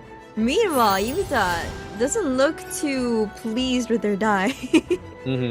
Yeah, Alchemist immediately dropping in the passing judgment to stop all action cards, which isn't going to stop much. The only thing they had. Actually, yeah, it literally won't do anything because there's no magic, just a lone liar song. What would you say is like the worst card that passing judgment could stop? For the most part, I mean, first off, like off the bat would be food, but since food isn't played that much in this meta, you know, it doesn't matter as much. So I think definitely being able to stop Liar Song is definitely probably the worst. Because that way you can't pull any artifacts back, right? Oh yeah, true. That doesn't matter. Get it? Matter. Yeah. All right. Oh my goodness. Anyway, huge damage coming out on Chungyan thanks to the end phase pyro application on him. Ooh, that hurts. That hurts him a lot too. Yeah, that hurts him a lot. He didn't even. Well, he did get Frostfield off, but you know now Razor's got no usable dice. Yeah, and Razor can't even. He can't even make use of Singtu's burst to start freezing Imita like Imita did last game. This is looking a lot less smooth for Alchemist. Present. Yeah. Oh, okay. Swap back to Chungyan. Yeah. Looking on Imita's side, though, they just drew a Catherine, so they're having a wonderful time, and also the other sorry, also the Gilded Dream. So now, Mhm. if they waste everything, they can play Gilded Dreams at least once. So Oh, yikes. This is looking really bad for Alchemist. I wonder if they can somehow bring this back. How would they use their Sing 2 burst? It doesn't look like they have a fast swap in their arsenal either. And the swap back to Linny. yeah, let's see here. Yeah, probably since Alchemist or not, sorry, Imita noticed that, hey, I'm in a pretty good advantage spot. I might as well start going Linny and dropping more Pyro since I have control over the field. Oh, looking man. for the lethal with the skill. Oh, yikes. That would be really bad. Yeah, I with just the gamblers realized too. if Alchemist had perhaps used Sing 2's skill in the previous round, maybe he would have been able to freeze someone guide here. you. And Chongyun goes down with the lethal thanks to Linny. But at least he's able to use his burst now. Yeah, absolutely. And it is important that Shonya was able to get Frostfield off because that really enables that on-demand freeze that Xingqiu and Shonya are so powerful for. Yes, so yes, it's exactly. not the best start, but they can still do something with it. True. A Razor can still bring it back somehow, perhaps. Yeah. And it looks like Sing 2 is definitely going down. Yeah, Yumita even went as far to like burn the Boar Princess because they're like, okay, well, I can't use it, so I'm just gonna get rid of it. True. Yeah, it looks like Xingqiu is about to say goodnight because Linny is Let's coming get in the with a show burst. on the road. Yeah. With Bonk. his burst. 5 damage. Oh, Blade. I'll scout ahead. And nice. now the Soul Razor is left. Can he bring this back? We've seen the hopefully. Razor can do quite a bit of damage, but it's gonna be really hard. It's gonna be pretty hard, especially with Seahorse still alive and Pyro about to fall onto Razor. It'll be quite difficult. Yeah, Pyro's gonna fall into him. Next to the Inphase. Yeah, and there's no more cards left to play because, Passing Judgment is still in effect. You may have a Lotus, but you can't use it now, so... Not that you need it, but... Yumita is still thinking about what they want to do here. Oh, they're gonna play their Jet now. Yeah, just drop a Right, Jet, end might as round. well. Yep, and here comes the horrible Pyro application on Alchemist's last character left standing. Yeah, without any of these defensive tools, the Pyro application wouldn't be so worrisome, but now it is, so... Look at all the die that he got. Yeah, Of a Hydra so die. many. Man. It looks like Alchemist wasn't super lucky with their die rolls, so not a lot of Electro die, but they do have some cards to tune if they so wish. Yeah. Yeah, with the Catherine situation too, like once again, she's showing that she can definitely be useful because now they have a free swap into Seahorse, so that overload's gonna be free. It's gonna hurt so bad. I don't see Alchemist being able to come back from this unless they have some like insane healing or something, which it doesn't appear that they have. Looks like they're fishing out a bit of Jet because they do have one in hand. Going for the freeze, very good. Yep, the freeze over on Linny, leaving him on 2 health. Oh, that fast swap is going to hurt. Seahorse should be, Catherine really showing her worth now. 5 Huge damage on to Razor. Even if he freezes the Seahorse now, it's not enough. And there's still that Ajdaha. Yeah, Alchemist pretty much is just looking at trying to drop Magic or Jet. Otherwise, it may be game for them. Yeah, right? Like, perhaps they could edge it out if they get enough die this turn and somehow Yumita doesn't have any, but I don't think that's going to be the case either. Yeah. It's going to be really tough.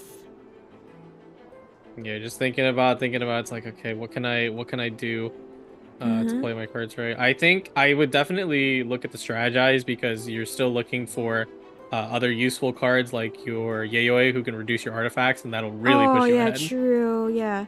Strategize could be life-saving here. They're just Two more thinking about decks it. out. It's really More hard cards out. sometimes to play strategize because you're just like, oh, but it costs a dice, so it's like you Yeah, may it just costs a die. You need to like calculate, it's like worth it. How many attacks can I get out here? Especially since this might be the last few attacks you can potentially pull out. Yes. And a tune is what he chooses to do instead. Perhaps to buy more time to think. Yeah, most he knows he's definitely. gonna tune tuning for anyway. time. Yeah. Yeah. Yeah, should definitely be like the cards that are not necessary. Even like fast swap is tunable now because nobody's a fast swap too. So. All right. And the freeze coming out again. So Ashtaha is going to be coming on the Lotus Crisp. That could be huge. Oh, that would be really huge. Yeah. That could be huge. The Lotus Crisp. Ashtaha only does 3 damage with his skill. It's not enough to take out Razor, but it will leave him on 1 health. Alchemist will need to tie this up within the round, or it might be GG. All right, Lots interesting. and lots Double of playing Golden artifacts. Troop. There we go. Yep. Generating extra dice. Nice. Yeah, lots of die. Can you Does proc have his- Jet though? Oh, yeah. Can he proc Jet? Jet was super duper useful. Can you do it? I mean, he has his burst ready. And Jet is 1 cost. But is it enough though? How many die would it even get from Jet? All right, going to Liar Song. Liar Song, that's huge. Yeah, and Chang the Ninth to be another sacrifice because he's 0 cost, so he's no No loss to harm your playing economy. him, no harm. Oh, this is so scary for Alchemist. The amount of thinking is to do. This has to be really well calculated. Yeah, they're taking. Yeah, it's absolutely valid for the player to take their time with this. Like this is a, this is a huge like their last turn. life in the match. Yeah, and they do have an it idea is. of where to go. If he fumbles this, he fumbles his chance to go to the Prince Cup. Yes. That's a lot on the line. All right, Alchemist, what are you going to do All right, here? Jet. All right, here It's comes at the 6. Jet. It's at 6. It's at 6. Oh, the Razor reverse sweep. There's a chance. Oh my God. There is a chance. There's a chance to Razor reverse sweep. Razor, I am rooting for you, dude. Yeah, I think definitely at this point you can burst. Nothing else to calculate. All right, here Boom, comes the boom. burst. All right, I don't have the brains to do the exact amount of damage he can dish out with all of that he has right now. I don't know if it's enough though. Unfortunately, I think they have spent both Liar Songs, so unfortunately they won't be able to pull another if they do a reaction right now. Maybe if they get Yayoi, then they're definitely going to be cooking. No. Oh. All right, Imita has probably also been doing the math in the meantime. Yeah. Yeah. I think about Yumita also did spend their Liar Songs a bit earlier, so they don't have any more access to that, so no cheating dice out. I think only their Seahorse is their burst, but they can't even burst right now. Oh, but they also have Lotus. a Lotus Crisp. Okay, Oh wait, very but I nice. forgot Razor also has a Lotus Crisp, and the swap over to the horse to really sacrifice him. Looks like they're deciding that they want to go into the next round. Yeah, absolutely. Perhaps they've Alright. calculated that they're not gonna be winning. They're not gonna be able to take down everyone this turn. Is that true? I can't tell. Yeah, I no, can't most math it. definitely. They only have 2 dice left, so they can't attack anymore. Oh yeah, true. There's no way of getting more, right? Nope. Yeah, and Lotus does not carry over to the next round, so they can't even play it right now if they wanted to use it. Oh, okay, Linny's down though. Awful. Linny's down. All right, 1v1. The showdown.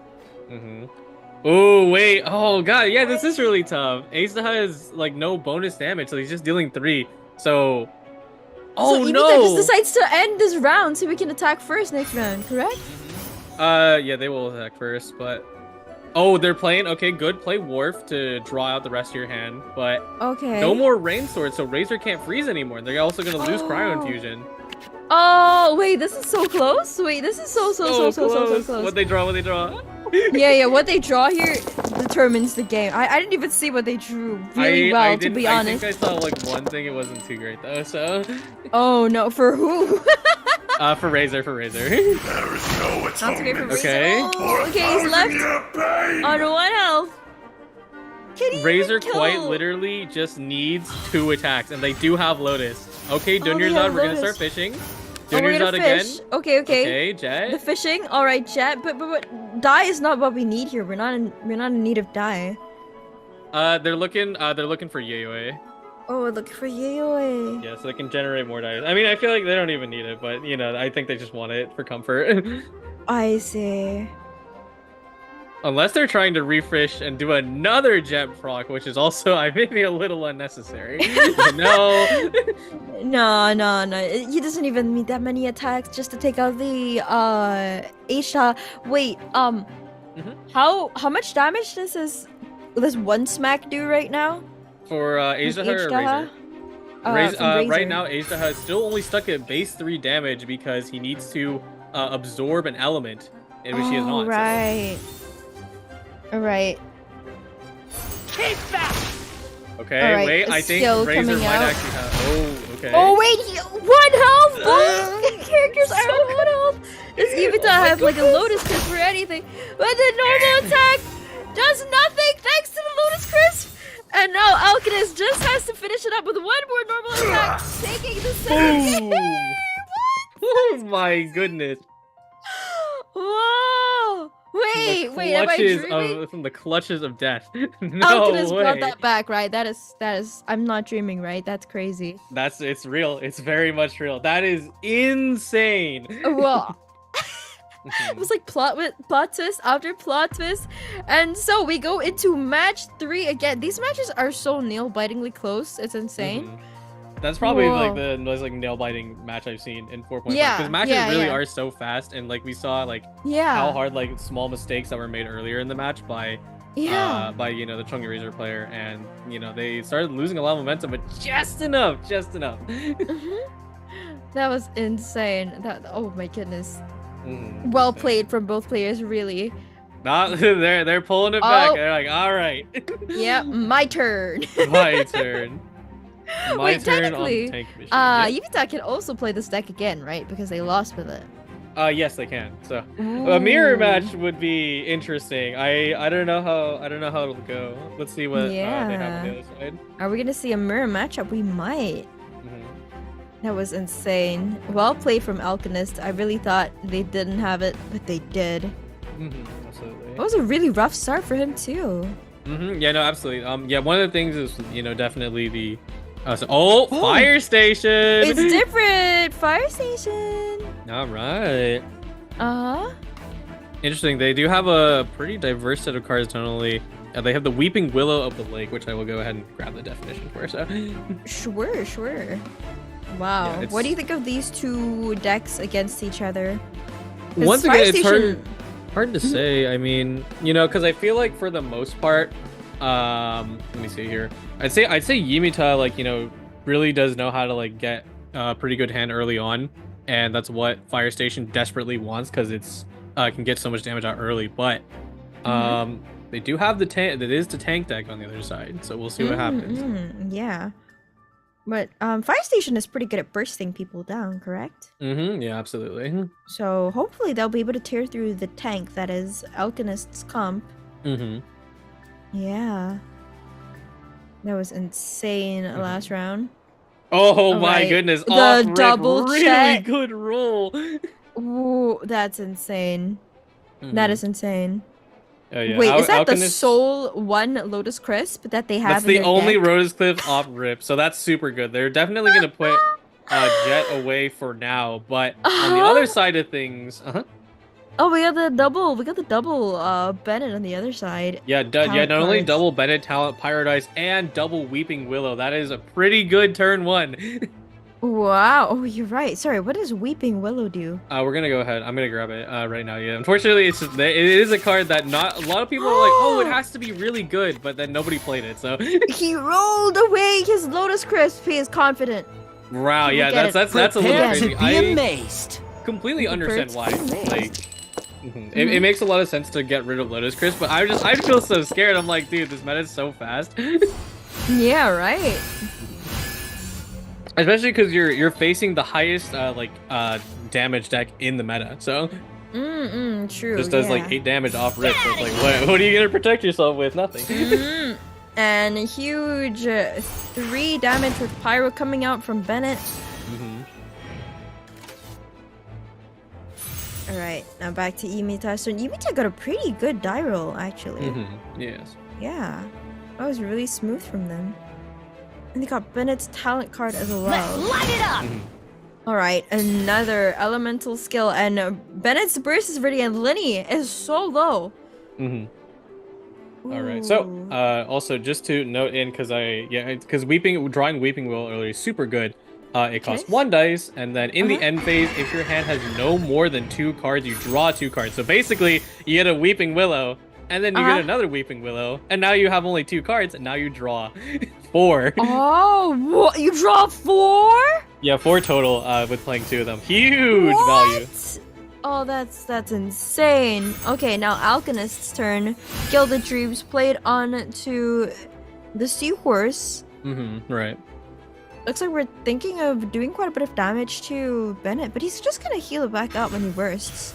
Yeah, absolutely. As long as they have a fast swap, they should just be able to run back there and then kaboom.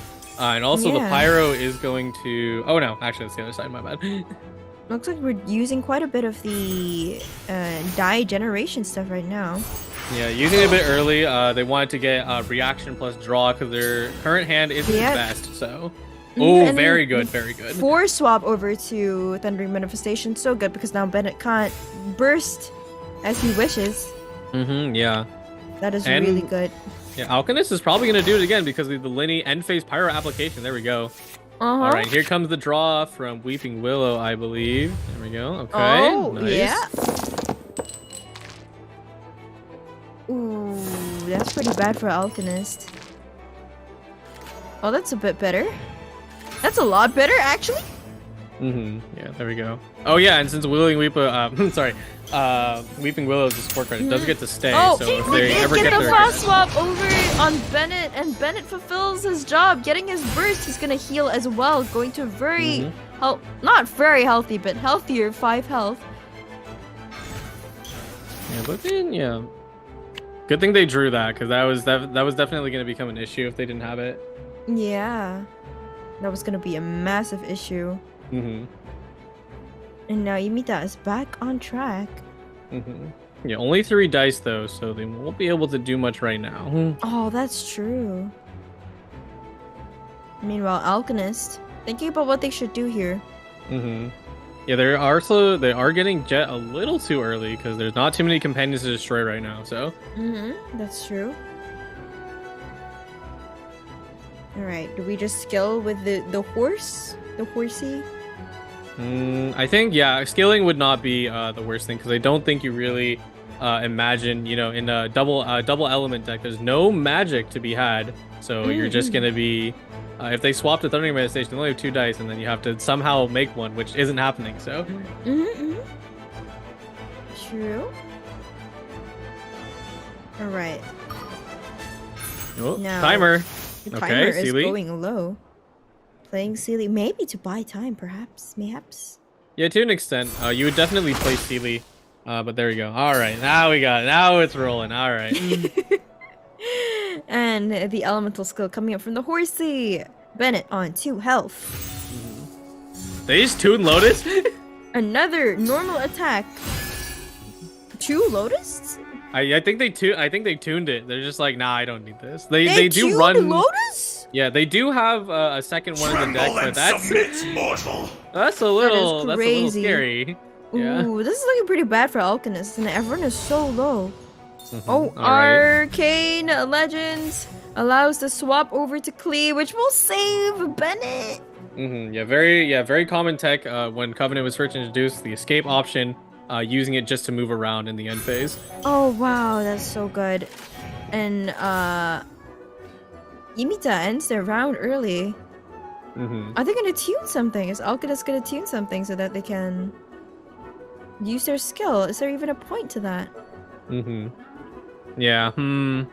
I think skill doesn't hurt necessarily, because you will still deal damage with it and then also gain your passive, but otherwise, no elements applied, so you're gonna have to wait till next turn.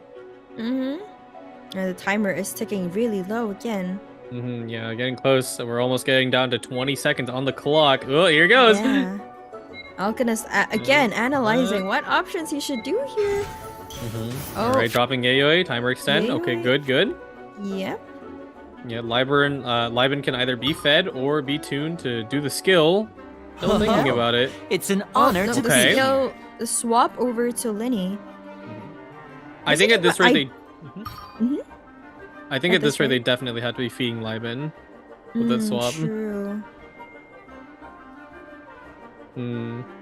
Could he even do anything meaningful with Linny? Does he want? No, like, not another... really. Yeah, not enough Pyro Dice to actually do something with it. So. True. So he's gonna feed Liben and sacrifice Linny here. Yeah. All right. All right. There we go. That's painful, isn't it? Though losing Linny. Linny is a pretty big source of damage. Oh, Oh, Alchemist getting uh-oh. a ton of Dendro. That's not what they need. Oh no. That's Uh-oh. not really what they need either. But I guess Liben does help a tiny bit with that. Yeah, Liben is softening the blow, but still All right, not gamblers. great. Oh no, we have gamblers. Uh-huh. My show And taking out fail. Linny really quickly with just a normal attack. Yeah, the skill plus Bennett boosting is just so strong already. Bennett just makes everybody strong. Yeah, I feel like the same thing's just gonna happen to the seahorse as well. Yeah, only I on think 4 health. Klee doesn't have enough damage to take it out in one attack, but it's gonna get pretty close. So. True. Ooh. Okay, it looks like they have chosen to put the seahorse down. All right, thinking about it. Let's see if they can do anything with the seahorse. I think since you know Seahorse is going out, definitely at least drop a burst, unless you can calculate out that 3 damage is better. True. They don't have enough to get the jet engine going, do they? They've been burning a lot of cards, so they're probably really close. Oh, Never mind. never mind. Only a Never 2. mind. Yikes, that's not great. That's like the one advantage I feel Alchemist has here. Yeah, definitely. Like knowing your jet engine not ready. Oh, but they're gonna get close. All right, 4. Yeah, oh, they are getting it close. But then you'll have to play Catherine and then Jet again. Then you will be full stack. But that will come with the sacrifice of both your Sealy, Seed Box, and or Yayo. Nothing you really want to burn at the moment. So. True. Okay, they're gonna go for it. Oh wow, they're going for it. Okay. Mm-hmm. Who needs Catherine anyway? I mean, then again, he only has 2 characters left. It's not a lot to True. swap around. Yeah, it won't do much. Mm-hmm. Yeah, just All right, calculating it out. It's going like, to okay, burst do I here? burst on 5? Maybe worth it? Yeah. Oh, do you want to play Catherine? Nope, not worth it. Not worth All it. right. It's gonna hold it. Huge 1 damage. But here comes a lot of die, which is really big for Alchemist. Will it be enough to bring the game back? It might be. It's an interesting move. I do wonder if the reason they kept Catherine is because they know they can use it to fast swap without the other opponent expecting it. Oh yeah, smart. Yeah, because that way when you move to Agedaha, there's no elements applied to him, so it won't really do much. That could save them the game, actually. Wow. Oh, wait, actually, I just realized. Imita has enough damage, and then also they still have their Catherine active, so... Dare overstep Oh, your mortal yikes. authority! This is really bad for Alchemist again. He keeps getting into these sticky situations. But it does look like Imita is not very abundant on die anymore. So yeah, definitely not. perhaps he could bring it back, but I don't know if that's gonna happen though. All right, Shadow of the Yeah. Sand King, draw a card. That's not bad, not bad. Ooh, Klee Burst. I don't think it's gonna happen because I don't have any more dice. But Klee Burst is quite scary in this scenario. So It is. all Ooh, right, pulling gilded? Shadow of the Sand King back. Okay, Okay. it's the mini one, so no extra dice, but it's still good. Oh, so. it's the mini one. Okay. Yeah. Oh, as the talent, we like that. Ooh, what does Ajda's talent do? Generate dice of your team, so you're gonna get even more dice. Ooh, that's so good. Yeah, just thinking it out here, if they can deal enough damage, because they very much know that Imita has no more moves unless they have a woven, which while possible, at this rate they would have used it. So True. I wonder if it's enough actually. Oh, it's gonna be so close again. It's gonna be so crazy close again, and also he has pyro applied to him. That could be really bad because of the overload reaction. yeah. Yeah. I do wonder. I think for the most part, Imita kind of just has to normal attack unless they want to do the absolutely insane play of swapping to Thunder Manifestation, trying to scare them off by a potential two dice out of their hand, which very unlikely, but it could happen. Maybe, maybe. It is a bit of a mind game, but Uh-huh.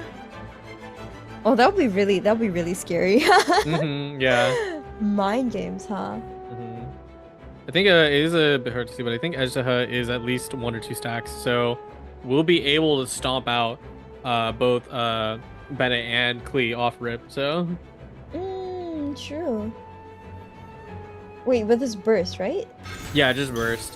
Oh, but he wow. gains it back pretty quick. Oh, the fast swap. Okay. Lotus Crisp. Oh, they're ending their round. Okay. Interesting. I guess they didn't want to draw, but yeah. Keep their Thundering Manifestation as healthy as possible. Alright. What will Alchemist do here?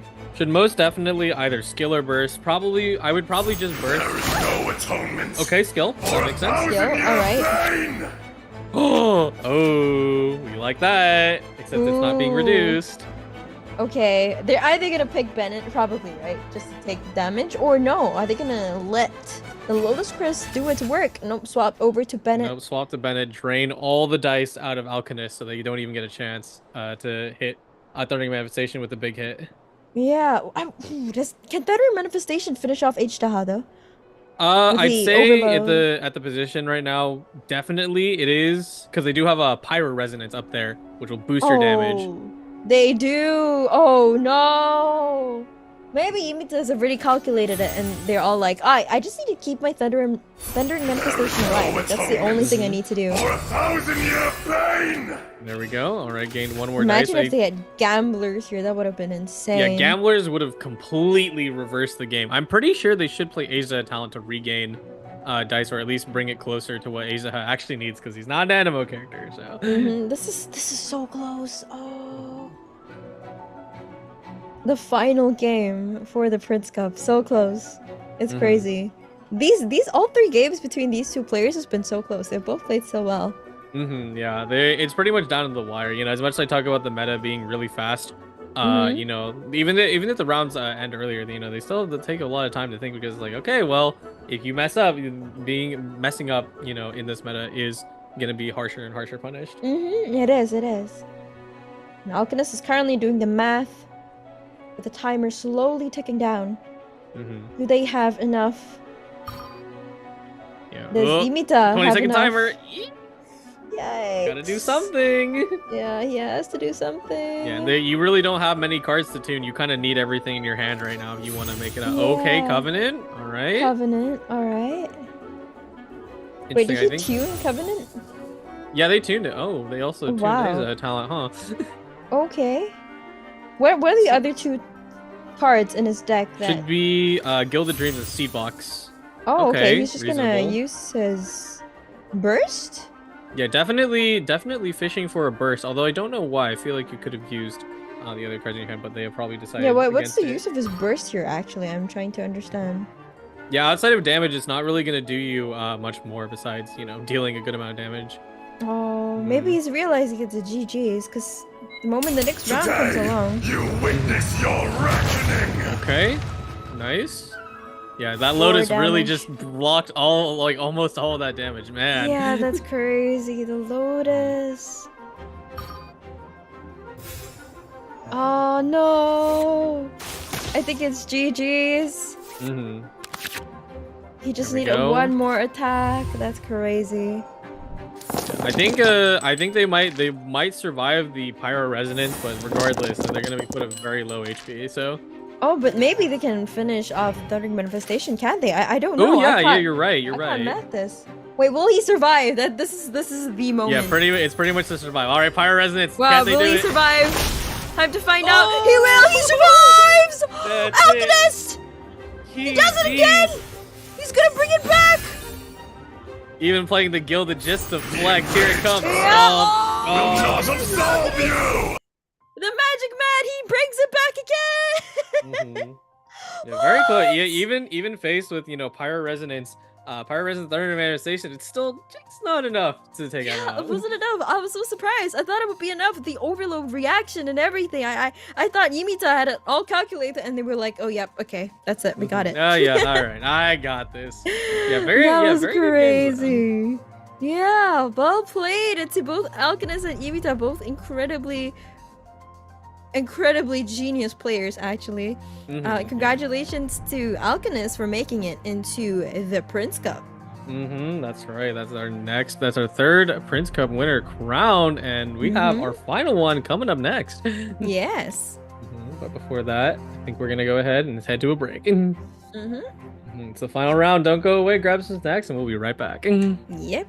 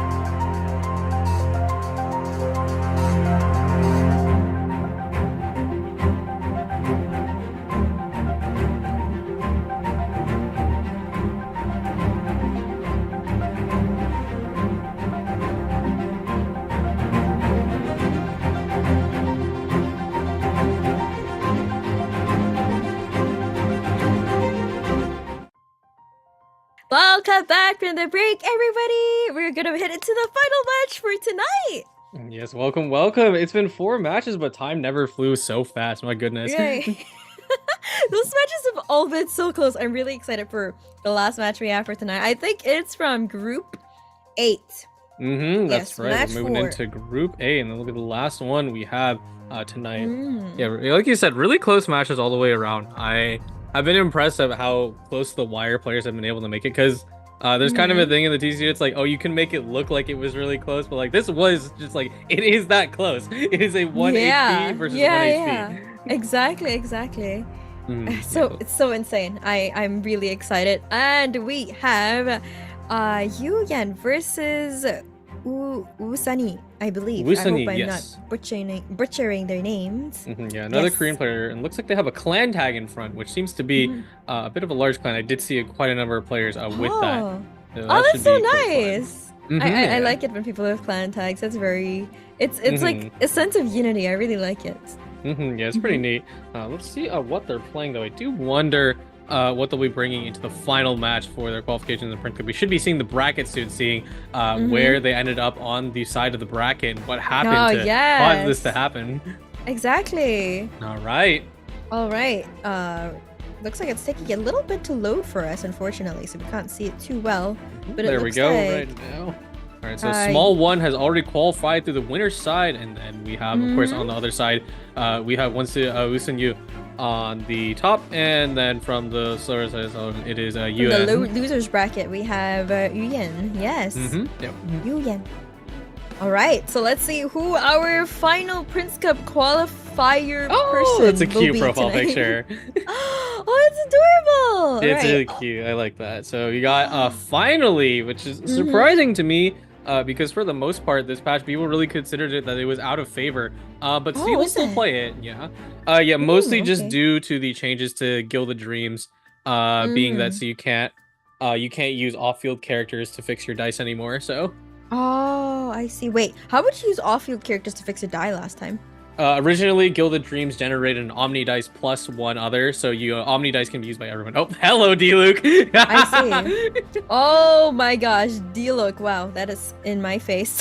He's very close. But Yeah, this very is going to intimate. be one of the more unique decks this time. We have Lynette SC and Lynette Superconduct.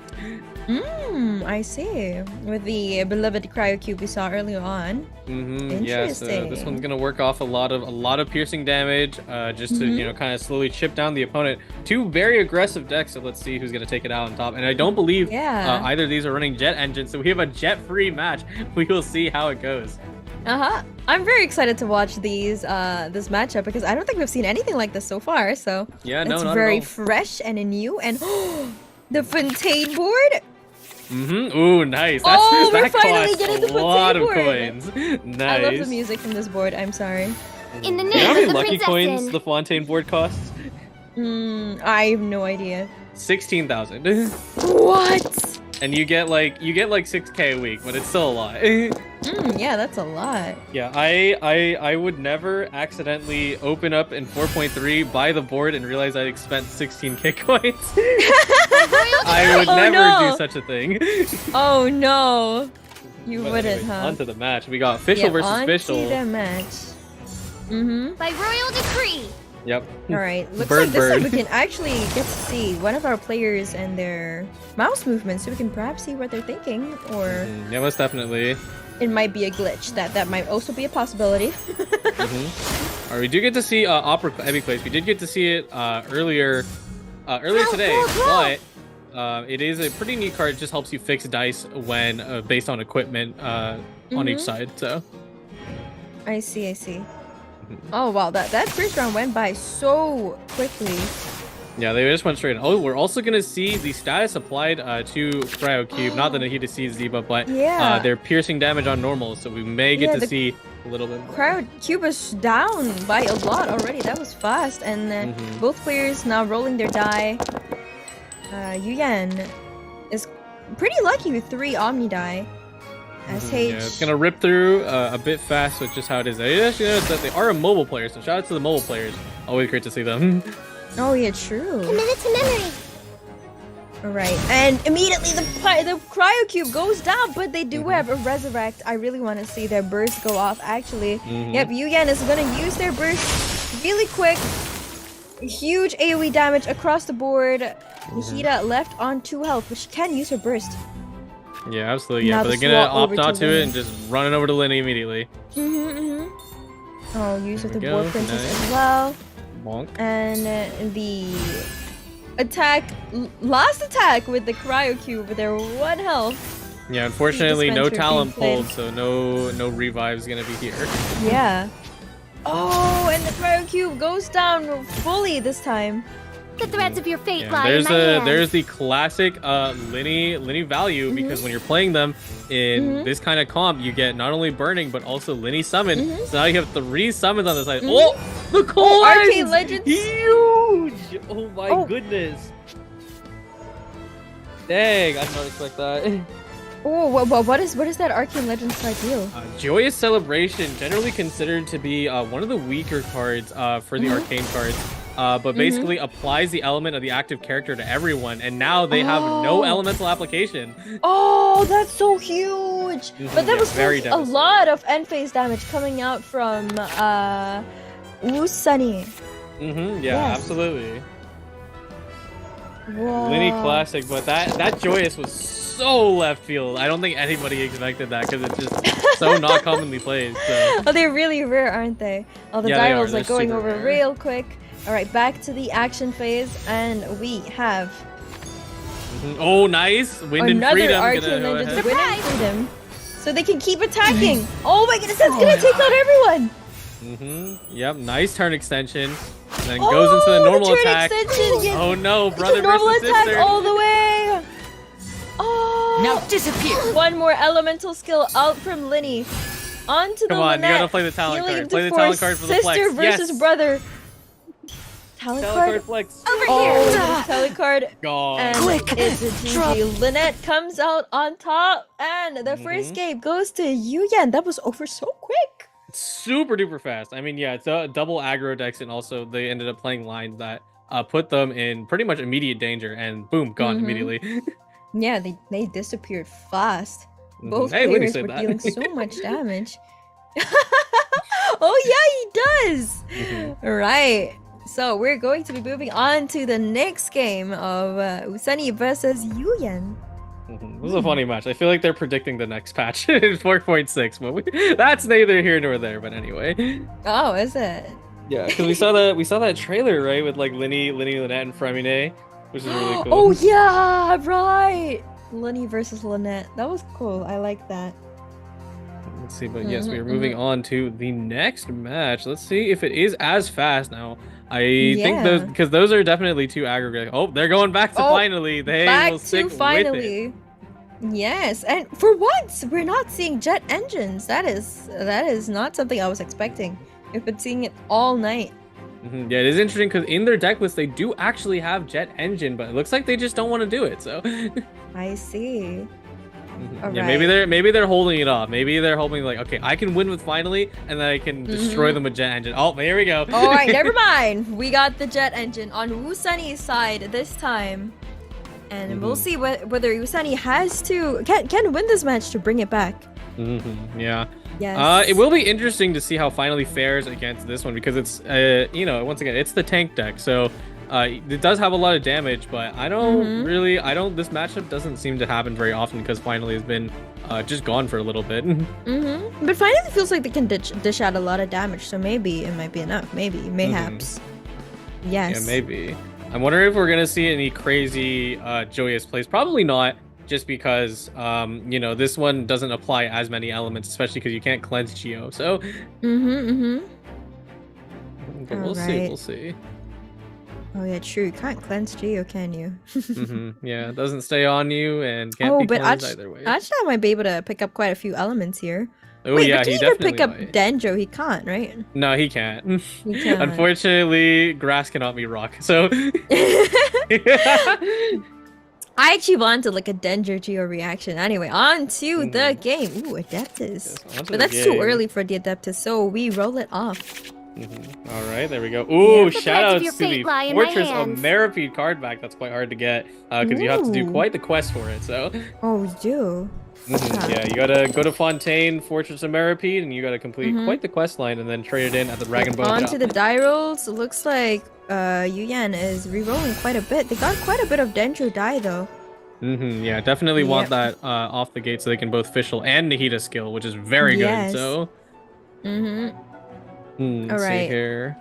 So now on Yuyen's side, oh no, not Yuyen. Usani is acting first. They are using a Linny. I wonder if they're just gonna drop a normal.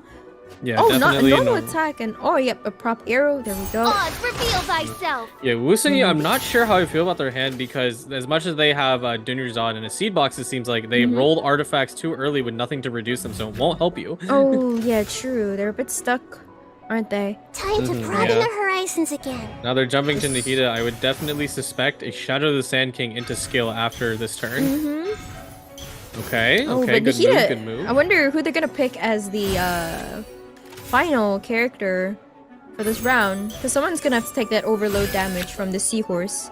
Yeah. Oh no, At but this looks like they point. passed it. Seahorse just decided to end turn and feed Liben. Oh, I see. But Yeah. at the start of next turn, someone's gonna have pyro applied on them, and then Oh seahorse yeah, can just absolutely. go Yeah, you're right. boom, and, you know. And I think Nahida is gonna be the one to take that, which is a bit unfortunate. Yeah, definitely. And no fast swap back, so Nahida won't be able to reapply seed debuff to everybody. Yeah, but at the same time, they've also done a lot of damage to the seahorse already. Yep. All right, die rolls coming out from both Usani and Yuyen. Yuyen has got a lot of Dendro die. That's very useful. Yeah, that first turn definitely gave them a lot of draw value. They have a ton of stuff to play with now. They do. Yeah, but on the side of Yuan, still nothing to reduce that gilded, so they can't use it yet, unfortunately. Oh, that's a shame. Okay. There we go. Okay. Lots of die coming out. Ooh, 5 damage on Nahida. The force swap over to Fischl. That's horrible because Yuyen actually had the perfect setup to use a lot of Nahida skills. Yeah, exactly. But now they and yeah. can't because she's so low. And they Yeah, have no super fast swap. low, no fast swap, and being on Yeah. Fischl is not great because she's not going to do that much right now. So Yeah, she's not. There's already an Oz on field, so this is pretty bad for Yuyen, isn't it? Let's see here. Yeah, on the side of Wusun Yi, they do have the strategize, so they can start pulling some stuff out if they really, really need it. Oh, they've opted to swap to Linny, probably just to like proc some reactions since there is no chance to swap to Nahida yet. Yeah. Yeah, Lenny's skill is definitely probably the best play at this moment. You know, there's no elements applied to him, and then he'll be able to summon and overload in the end phase. So Correct. Now Usani is gonna just drop the skill from the seahorse onto Linny. now I do wonder if they're going to try and be a little greedy and drop Catherine fast swap into Linny, but it probably won't happen. They don't have no dice for it. Oh yeah, good point. That would be pretty greedy. Yeah, it would be a little scary. Let me see how much damage. Actually, yeah, they would be able to currently lethal Yuen's Linny, but they just don't have the dice for that. They have to tune like everything if they want it. That overload force swap off Nahida was so strong though. Yeah, It's denying absolutely. so much reaction damage. Yeah, dude, we kind of wonder what are you gonna do? Okay, dropping Catherine, dropping seed box. What else are we doing? Oh, okay, the greed play. All right. Gamblers. Okay, they're tuning everything. It's gonna confident. be a Linny skill. Yeah. Oh, that's so unfortunate too, because they have Joyous, so they could have just cleansed themselves if they really need it. Oh yeah, you're right. But now they can't. Yep, and here comes Linny's skill. Enemy Linny. And the Gamblers, and he can do it again. Oh, he can do it again. No way. Is this game in the bag? Kind of. They could try and do a little bit. Actually, I guess you wouldn't benefit that much. There is you could play, yeah, tune that and then play the Gilded Dreams into Liar Song, but that doesn't give you enough. Just play turn. Okay. All right, quite a bit of damage coming up from Nikita. Okay, fast swap, not bad. Yep. Would have appreciated that earlier, but it's a little too late. So. See damage, doing a good amount of poke. Yeah, Linny should be bursting right now, just to get another stack on himself, but also just goes a good amount of damage, and Nikita is gonna be in danger, and it's a facial solo. That does not sound fun. Yeah, facial solo. Ooh, I don't know if that's gonna be possible. Yikes. Just thinking about it, like, I would definitely. Oh wait, actually, right now, Usani does not have cards, so they can't actually do any of their special skills. They just have to do a normal you're attack. right. They're out of cards. Yeah, because I'm like, oh, you must just do that. Oh wait, Oh no, what a shame. Now there's Right. gonna be a decision of who takes the damage, because Overload will be enough in the end phase to take out Linny. So. Oh yeah, you're right. All right, looks Okay. like Linny is going to be the one to be sacrificed here. And now Yuyen probably has nothing else to do but to just end turn. Yeah, At pretty least much. they get the turn unless- advantage if they end turn now. Yeah, turn Maybe advantage get would be pretty Nikita huge. burst off. Oh, Yeah.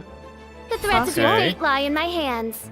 Oh, they want to stay on official first with the end. yeah, and they're gonna end round as well. Okay, pretty Okay. good. Oh wait, but why were they so adamant on swapping? My show. I think because Oz is gone, so they might as well get the value out of it. Yeah, and also because Nahida immediately will go away. So. True. But don't they want to just burst with Nahida first before she inevitably goes down? The thing about Nahida Burst is that it's sometimes it's hard to justify, because even if it does a lot of damage and also gives you a buff, you need to have reactions, otherwise it'll do nothing. Oh, true. So we definitely need like some Oz or some application. Yeah, you need Oz or some sort of application for it to really be worth it. I see. And I totally understand. Whenever I play this deck, I always go for Nahida Burst, because I'm like, oh, it's so cool though, but it's like, dude, it's not big worth damage. Let's go. Reaction damage. Reaction damage. Wee. Huge. Okay, stuff. here's the funny tech, okay? Because we saw it happen last game with the joyous celebration. You can apply elements. I'm pretty sure if we take a peek at official, she has pyro on her, so she'll put electro on herself and then swap over to Nahida if they really want it. Ooh, okay. Maybe. Maybe they probably won't do it, but We will see. just thinking about it, it really is unfortunate that they've been yet to draw anything that will support their gilded dreams, because that would be able to really fix their dice right now.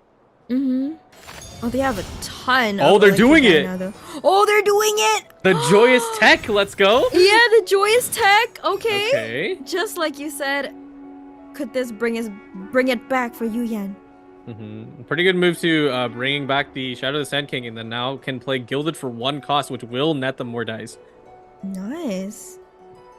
They do have a lot of electro die instead of danger die, though. Yeah, absolutely. You can't even drop any of your skills, so you probably still have to do it, unless you want to do toss up, which, I mean, you can, but it seems a little extra. I see. What are they going to do with Nahida for this round? Hard to say. I think they're calculating the differences between skill and burst, because they could also 5 cost to apply seeds to everybody if they really need it, but I think for the most part you probably just do a skill, right? There's the Gilded Dreams, nice. Yep, here's the Gilded. All right, now they have enough of her burst. What do they want to skill though? Adeptus, Oh, okay. Adeptus! Okay, Wait, that's a lot of how much damage. damage is that gonna do? Let me think. Sharing my knowledge. What is- Oh, we're well, about we'll to see what find out. happens. Yep. 8 Stay damage. tuned. Okay, 8 good. damage. That's a lot. Mm-hmm. That is a lot. And now they have the Yikes. buff. Oh no. This is looking bad for Usani, isn't it? Yeah, no, it definitely is. Fishing Senyata. What are we looking for? Uh-oh. Someone rolled that last time early in the tournament. That's not good. Oh no. Oh, okay, right, roll again. What do we Senyata? get? Roll. Also bad. And- Ooh. Would they have an NRE? Would that give them food? Oh, I don't. Let's see if they run food. I don't think they are. So. Oh, they have no food. Oh no. Unfortunately, yeah. I think they literally have like GGs. one Lotus, so. They even have like the pyro application on the seahorse. Yeah, so official will just be able to shred through that because now Yeah, all reactions exactly. are gonna do bonus damage. So. Yeah, with the Nahida burst too. Usani needs to win this. They don't have one game in the bag. All right, they're gonna play the NRE anyway. For the Yeah, just non-existent for food destroying. cards. Yeah, So just sad. destroying it. I don't know. I would probably, if I was, because this does have Jet in it, I would have played Tubby into Tenshu Kaku because then I get 2 supports on the field instead. Let's see Oh here. dear. Can Can Usani even do anything? It is still a bit of a issue though for Yuyen because even if Nahida goes down, they will not have enough dice to official skill twice. So. Oh, you're right. So Seahorse would be left alive. Yeah, most likely just because of not being able to attack. Because I do think, let me count out how much damage Fischl can do. 1 second. Let's see here. There's 1 damage with Oz, and then it's Overload, so +2, and then Shrine of Maya +1, so that's 5, I think. 5 damage? Wait, isn't that enough to take out the Seahorse? Should be enough, yeah, but then they need the dice for it, so. Oh. Cut that 1, 2. Oh no, it's 4. 4. Wait, I don't know. I'm going crazy. I'm just gonna wait and see what happens. Math is not All right, working. finishing off Nahida. Back to Fischl. In the name of the prinzessin. Okay, destroy an artifact. Counts as 1. Okay. All right. Shadow the Sand King. Okay. Yayoi. Not really Yayoi. what you want though. By royal decree. Elemental skill. All right. Seed box. Okay. No, they don't have enough. Oh wait, Meanwhile, I just Usani, realized something. Do they have enough? What? What's that? Oz also takes into account both Quicken and the Shrine of Maya. Oh. So if Seahorse okay. can't do it now, Seahorse is Yuen's gonna gone win. forever. Yeah. Oh. Okay, Usani has the back against the wall. 5 health left, but they only have 2 die. Right, just dropping any support cards that they can. Yep. Okay, and then also that ending too. the round, they're depending on that Oz. Yeah, I think Oh, actually, yeah, dear. Seahorse can't do it. Yeah. Oh my Seahorse goodness. can do it, and Oz is gonna that's- finish the job. That's gonna be GG's, and Yuyen takes the game again. My Congratulations, Yuyen, for qualifying for the Prince Cup. Wow. Yeah, that's super freaking cool. I cannot believe Oz, out of all people, is going to be the one that takes the game. Yeah, that felt close. That felt like not close, and then it felt close, and then it felt not close, and then it felt really close, and then it was really close. That was Yeah, crazy. absolutely. Yeah, it's kind of funny that I was like, oh, using Nahida versus Greedy, but that's what won them the game. So Yeah, that Nahida burst, the extra damage. Nahida MVP as usual. yeah. Very, very nice. Yes, Oh, wow. I wonder if we'll get to see all the players that qualified. Do we? Probably not. I think For today? just because this is day 1, so we're gonna be Oh, it's seeing the day graphic 1, most likely right. on the 2nd day. But Right, yes, congratulations to everyone from today who's qualified into the prestigious Prince Cup. And these 12 players will be battling out on a live stage for a chance to win the 16,000 grand prize in 2 months. So stay tuned for that. And the other players that didn't make it today will still have one more chance in the final tournament of the wild card. Oh, okay. Oh wait, no, we got it wrong. Oops. The first match went by way too quickly. I thought The first Yuyen match was won. not I was real. wrong. It just went. It went to Stop. Sunny. It That's my disappeared. bad. Oh yeah, that was my bad. It was so quick. I think I noted down which player won incorrectly. So we still have a 3rd match. It's not over yet. And it looks now like we're gonna Yuyen- see Hyper Magic. Yeah, Yuyen is playing Hyper Magic like we've seen before. Oh, sticking with it. Okay. Yep, we've also seen this before. Very nice. We've seen this exact matchup, and it gets really close. So I'm pretty excited for that. Yeah, not much to say here since we already saw it last round, but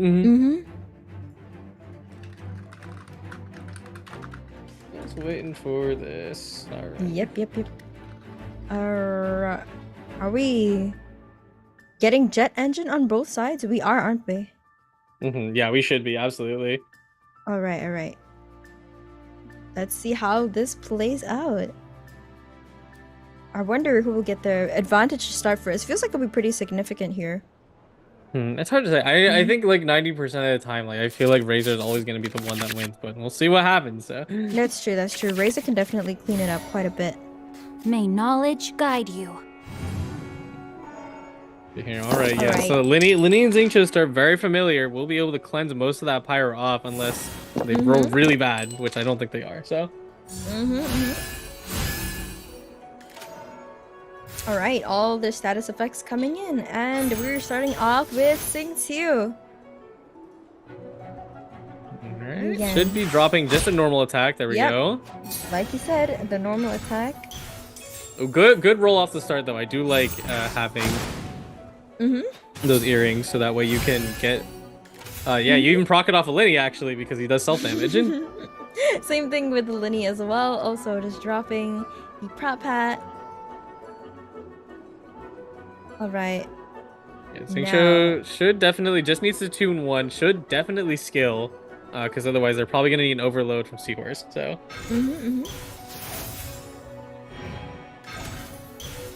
All right, Board Princess being played.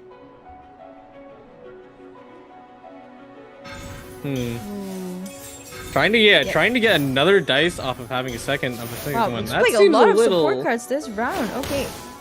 That was quick. The interesting use of the artifact there to try and push in for 2 Libans. A little extra, but okay if it works. I guess it works. They're gonna have a lot of die next turn, aren't they? And now Yuwen with the die rolls. There we go. Gamblers. We got gamblers on Usani's side. Yeah, both players assigned ramp. Pretty good scenario. I mean, for both of them being able to ramp because you know typically it's like it's usually one or the other or not at all in this meta. So true. All right, strategize being played for even more cards in their arsenal. Oh, that's interesting. Using 4-star echoes of the offering. You don't really see that in this deck very often. So what would 4-star echoes even do? I believe, let me go ahead and freshen up, but it relates to normal attacks, so. Sure. Oh, and for once, I noticed that Yuwen actually didn't go into this round with Xingqiu's Burst already. Usually, Xingqiu's Burst is up by now, but it looks like it's a bit slower this time. We're only 1 energy away, though. And I wonder if Yuwen is just going to skill and get their Xingqiu Burst up, or are they going to use their many support cards? Wow, Judgment off rip early. Okay. Hard played on round 2. I don't know. I think, I'm not sure how I feel about that. It feels a little unnecessary because I don't think people are going to start magic dicing turn 2. So. Yeah, exactly. That is pretty early. And now Linny is active. I wonder if they'll swap off him. He's kind of low.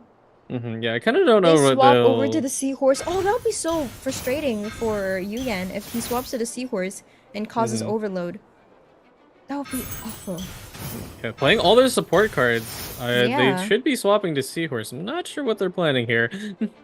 I mean, they do have quite a bit of die. I guess they can afford to. Yeah, they can't afford to do it, true.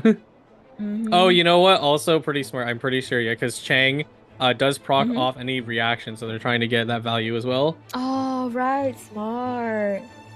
I see why they're playing everything. Right. Usani is thinking. They're still pondering about their... what are they pondering about, I wonder? Yeah, pretty lucky that... you know, they really aren't affected by Judgment right now too much. It's really only like the Liar Song and their current artifact, which isn't the most valuable. So True. All right, it looks like we're already setting up for the engine on Usani's side. Meanwhile, Yuwen hasn't been able to destroy or play many support cards, so they are a bit of a disadvantage in that aspect. Yeah, no, only rolling into Sealy and Catherine, so you can't really do much with that. You know, and nothing really to draw either, so bit of a tough situation. But if they can get those freezes off on the next turn, that would be so strong. for Chungyun and Singsu. Oh, and wow, they didn't opt to swap over to the Seahorse. I guess they couldn't afford to anyway, because it would cost a turn. Yeah. So it looks like Singsu definitely will get off his burst here. Oh, but first, Rain Warplanes Cutter. has been played. And the much needed burst comes out. Alright, second Kaminara, okay. Something usable. No, it's too bad. They have 2 Senyatas, but nothing they would realistically want to destroy right now. True, there's nothing they can destroy. That is a shame. Yeah, if they really want to, you could sacrifice Sealy, but that's just not worth it. And you don't want to sacrifice Catherine at all, so. Yeah, true. Step That's right not up. worth it either. Oh, there we go. 5 damage coming Play. out from Liddy. And he doesn't heal yet. I thought he was gonna heal from that. He'll heal right after Chongyun steps onto the field, but yeah, there's that classic Linny abilities can do a lot of damage up front if he really needs to. So. True. All right. Yeah, actually, yeah, even that's funny that's the case because now Chongyun, even a skill, won't be able to finish off Linny. He's gonna have to go into the next phase. Yeah, that's There so it is. tragic. And he's gonna take the pyro damage to the end phase as well, which is gonna be pretty huge if we do overload. But at least he can freeze everyone the next round. Warrior Oh, Clash has interesting. been Okay, played. using max value Boar Princess to get Sealy out. Swift Okay. and merciful. All right, 4 damage coming out. Still not enough, as you predicted, Kojo. Yeah, so close, so close. They should be able to have free reign, honestly, to do what they want in the next coming turns. But Usani still has a lot of die, actually. 7. So they can do quite a bit this turn. Ooh, looks like they can set up for an overload in the end phase. Yeah, they are fishing for that overload with the Seahorse, but I'm not sure how I feel about that because that pushes them right onto Razor. And Chongyun and Xingqiu already finished their job, so don't That's know true. if I like that. They only need Razor, and we've seen how strong Razor can be as a one-man show. Yeah, and just drew the Yayoi, so that's going to be huge, so now they can start playing Gildeds. Nice. Ooh, but Usani also has 2 jets in his hand, and I think he's destroyed at least one Yeah, or a 2 decent amount of support cards. cards, so they're pretty close, and they can destroy another one if need be. They should be drawing some stuff this turn, or next turn, to actually be helpful. Although nobody has burst besides Linny, and they do not have a Catherine, so they can't swap back to him safely, unfortunately. Oh, true. But I guess the reaction damage would be still pretty sizable, especially given the end phase drop hat. Alright, normal attack on Okay. to Chongyun. Yeah, very interesting. Ooh, nice draw, Junior Zod and Shadow of the Sand King, so 2 pretty good cards. I wonder if Chongyun's even gonna survive this end phase. He would, right? Yeah, he will. That was will. an interesting move to normal attack to not give, not do that extra. I guess they just didn't have enough dice. That's just fair. Oh, okay, good. The force swap onto Razor, isn't that pretty good for Yuyen? Because now they can start building towards their Razor ult, which they really need. Yeah. Oh, good rolls on their side. Nice. Okay. Oh, Yeah. yeah, nice. Oh wow, that is crazy. Oh, wait, actually, overload. Never mind. Oh yeah, true. I thought they were still on Chongyun because of the NA. All right, there we go. Yeah, but it's okay. They can still normal attack and, start freezing people. All right, Senyatta. There we go. There we go. All right. Ooh, And good here cards. starts the engine. Or at least they pulled good cards with a different deck list. Not this one. Razor should definitely just start NAing. Actually, let me see. Freeze. Nope. Okay. Not yet. All right. Here's normal attack. The freeze coming out onto the horsey. Yeah. My Basically biggest concern forcing- was like electro charge or super conduct because I would finish off Lenny, but now they've drawn Catherine, so they can just free swap into him. Oh yeah, true. They do have that Catherine there. Well, that's really so good. The extra Catherine on hand, and she's free to play as well. Yeah, absolutely. Again. Again, give me my 60 primos. It looks like they're trying to set up for the jet turn right now because since they know they can swap into Linny and most likely burst, they will probably do that. They just need to expend and check their jet stacks. Ooh, okay. Oh, they have lots of purple dye, but they can't use any of them because he's frozen. You know, not gonna lie, I really should have had this thought like way earlier on when, you know, Jet was first introduced, but I feel like I would literally keep a piece of paper next to me and just tally how many support cards I destroy. Like, oh yeah, I would lose track, honestly. Oh! Alright, Usani has their jet engine ready. And they can fast swap over to Linny to immediately drop his burst and get that 6 die right off the bat. That is crazy. Not to mention the damage that'll do. Yeah, absolutely. Just doing a few extra calcs, making sure that it can work out in the end. Because even if you get 8 dice, it doesn't necessarily mean that your opponent's just gonna lose immediately. It's not how it works. True. Because they do actually have to spend a lot. Because they have to spend 1 for Catherine and then another 1 for the second jet. So that is going to be. Oh, nope, they got seed box. Okay. Oh, okay. They're not gonna play this double jet. They definitely will. I think they're just trying to reduce Catherine. Ah, I see. Yeah, so 2 die at -2, so let's see here, 2, and then Linny does his burst, so 3, so that's 5. They'll be left on 2, and then gain 8. Okay, so 10, that's not bad. Wow, that's crazy. It's a lot. Okay. Now, Usani is still thinking of what they should do here.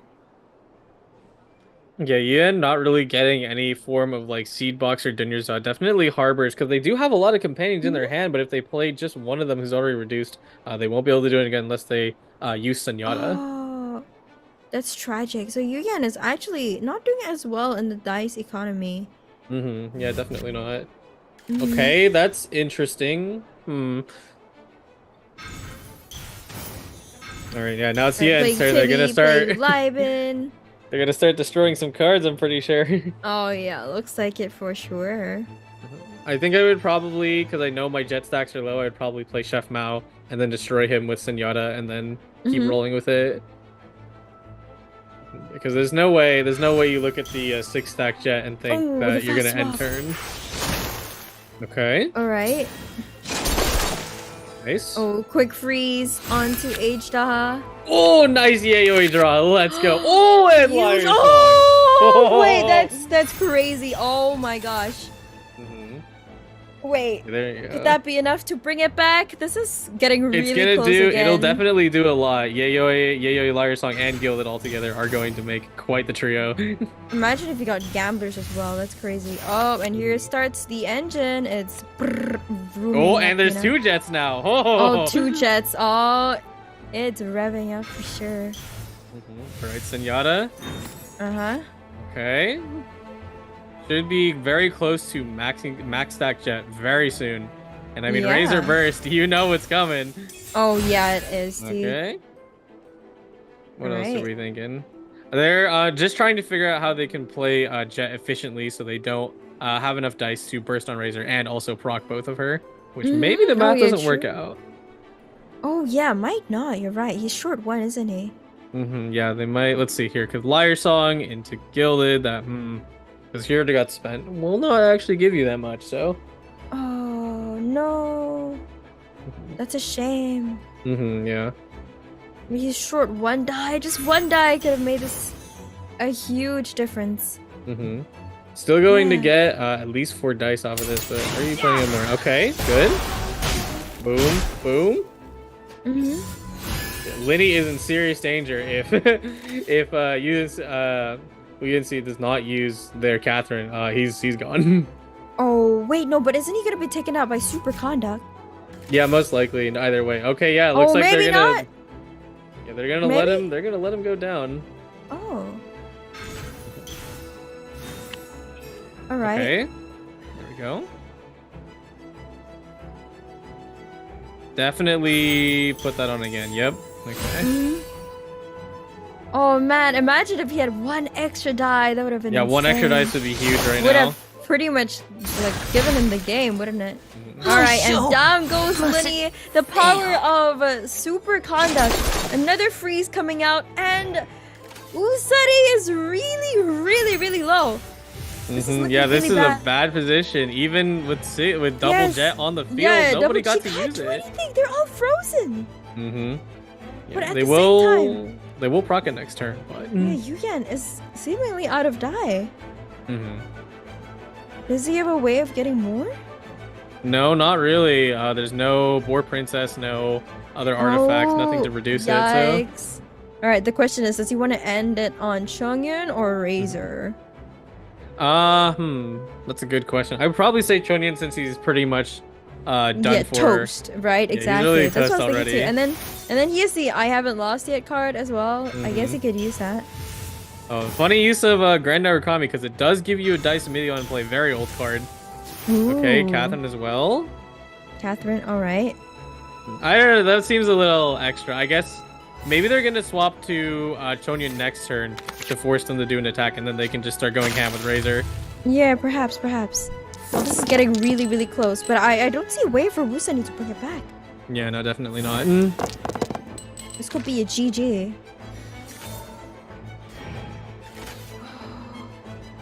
Alright. I thought the Catherine play was a little misguided, but I think I definitely see how it works out now. You could just like quick swap over. Yeah, Seahorse, no question. You better burst or you're getting no value out of jets. Okay, good Lotus, wait, good Lotus. Lotus Crisp, that could be huge.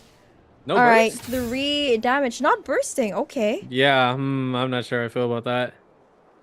Would it even have cost that much difference? No, right? It's No, the it's no same. difference. No difference in cost. Oh, but so. he does more damage like up front. Is that the Yeah, diff? he does. Yes. Oh, Oh wow, they had the second Liar Even Slug, so now they more. can do it again. Oh my goodness, no way.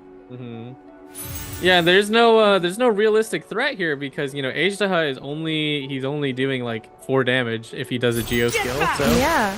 All right, another elemental skill coming out from Razor. Now, Ooh, that just tore off the Lotus. Lotus Crisp with the extra swipe. And no. Usani is left on what health? He has nothing left to his name. He can't defend this. There's no shield. Nice. There's no Boom. food. For 1,000-year pain! I think the Hammer Slammer is coming down. Yep, What are we gonna it do? is. The final swipe from Razor will take down the Ajda, and the game actually finally goes to Yuyen. Yeah, there we go. Oh my goodness. Okay. So, it for is this- neat to end properly on the king of hyper magic being Chong Razor. And then for the first time, definitely congratulations to Yuyen for winning the match in Group 8 and making it to the Prince Cup. We'll be seeing Yuyen along with all the other players in person in the Prince Cup in 2 months, which is very, very exciting. Yeah, and don't forget, we still have 4 more matches to go tomorrow. This is only the first day. We have another day to go, so. Oh yeah, we do. So Be don't excited forget for that. to, hit the bell so you can be notified when we go live next. It'll be tomorrow at 5 p.m. UTC +8. Yeah, be sure to check out X for the Asher Carnival, where we'll be posting both Twitter for notifications on there as well as just the YouTube itself. Yes. All right. Thank you all for watching. This is Kettle. And this is Coach Creations. Yep. Have a good night, everyone. See you tomorrow. Bye. Bye bye.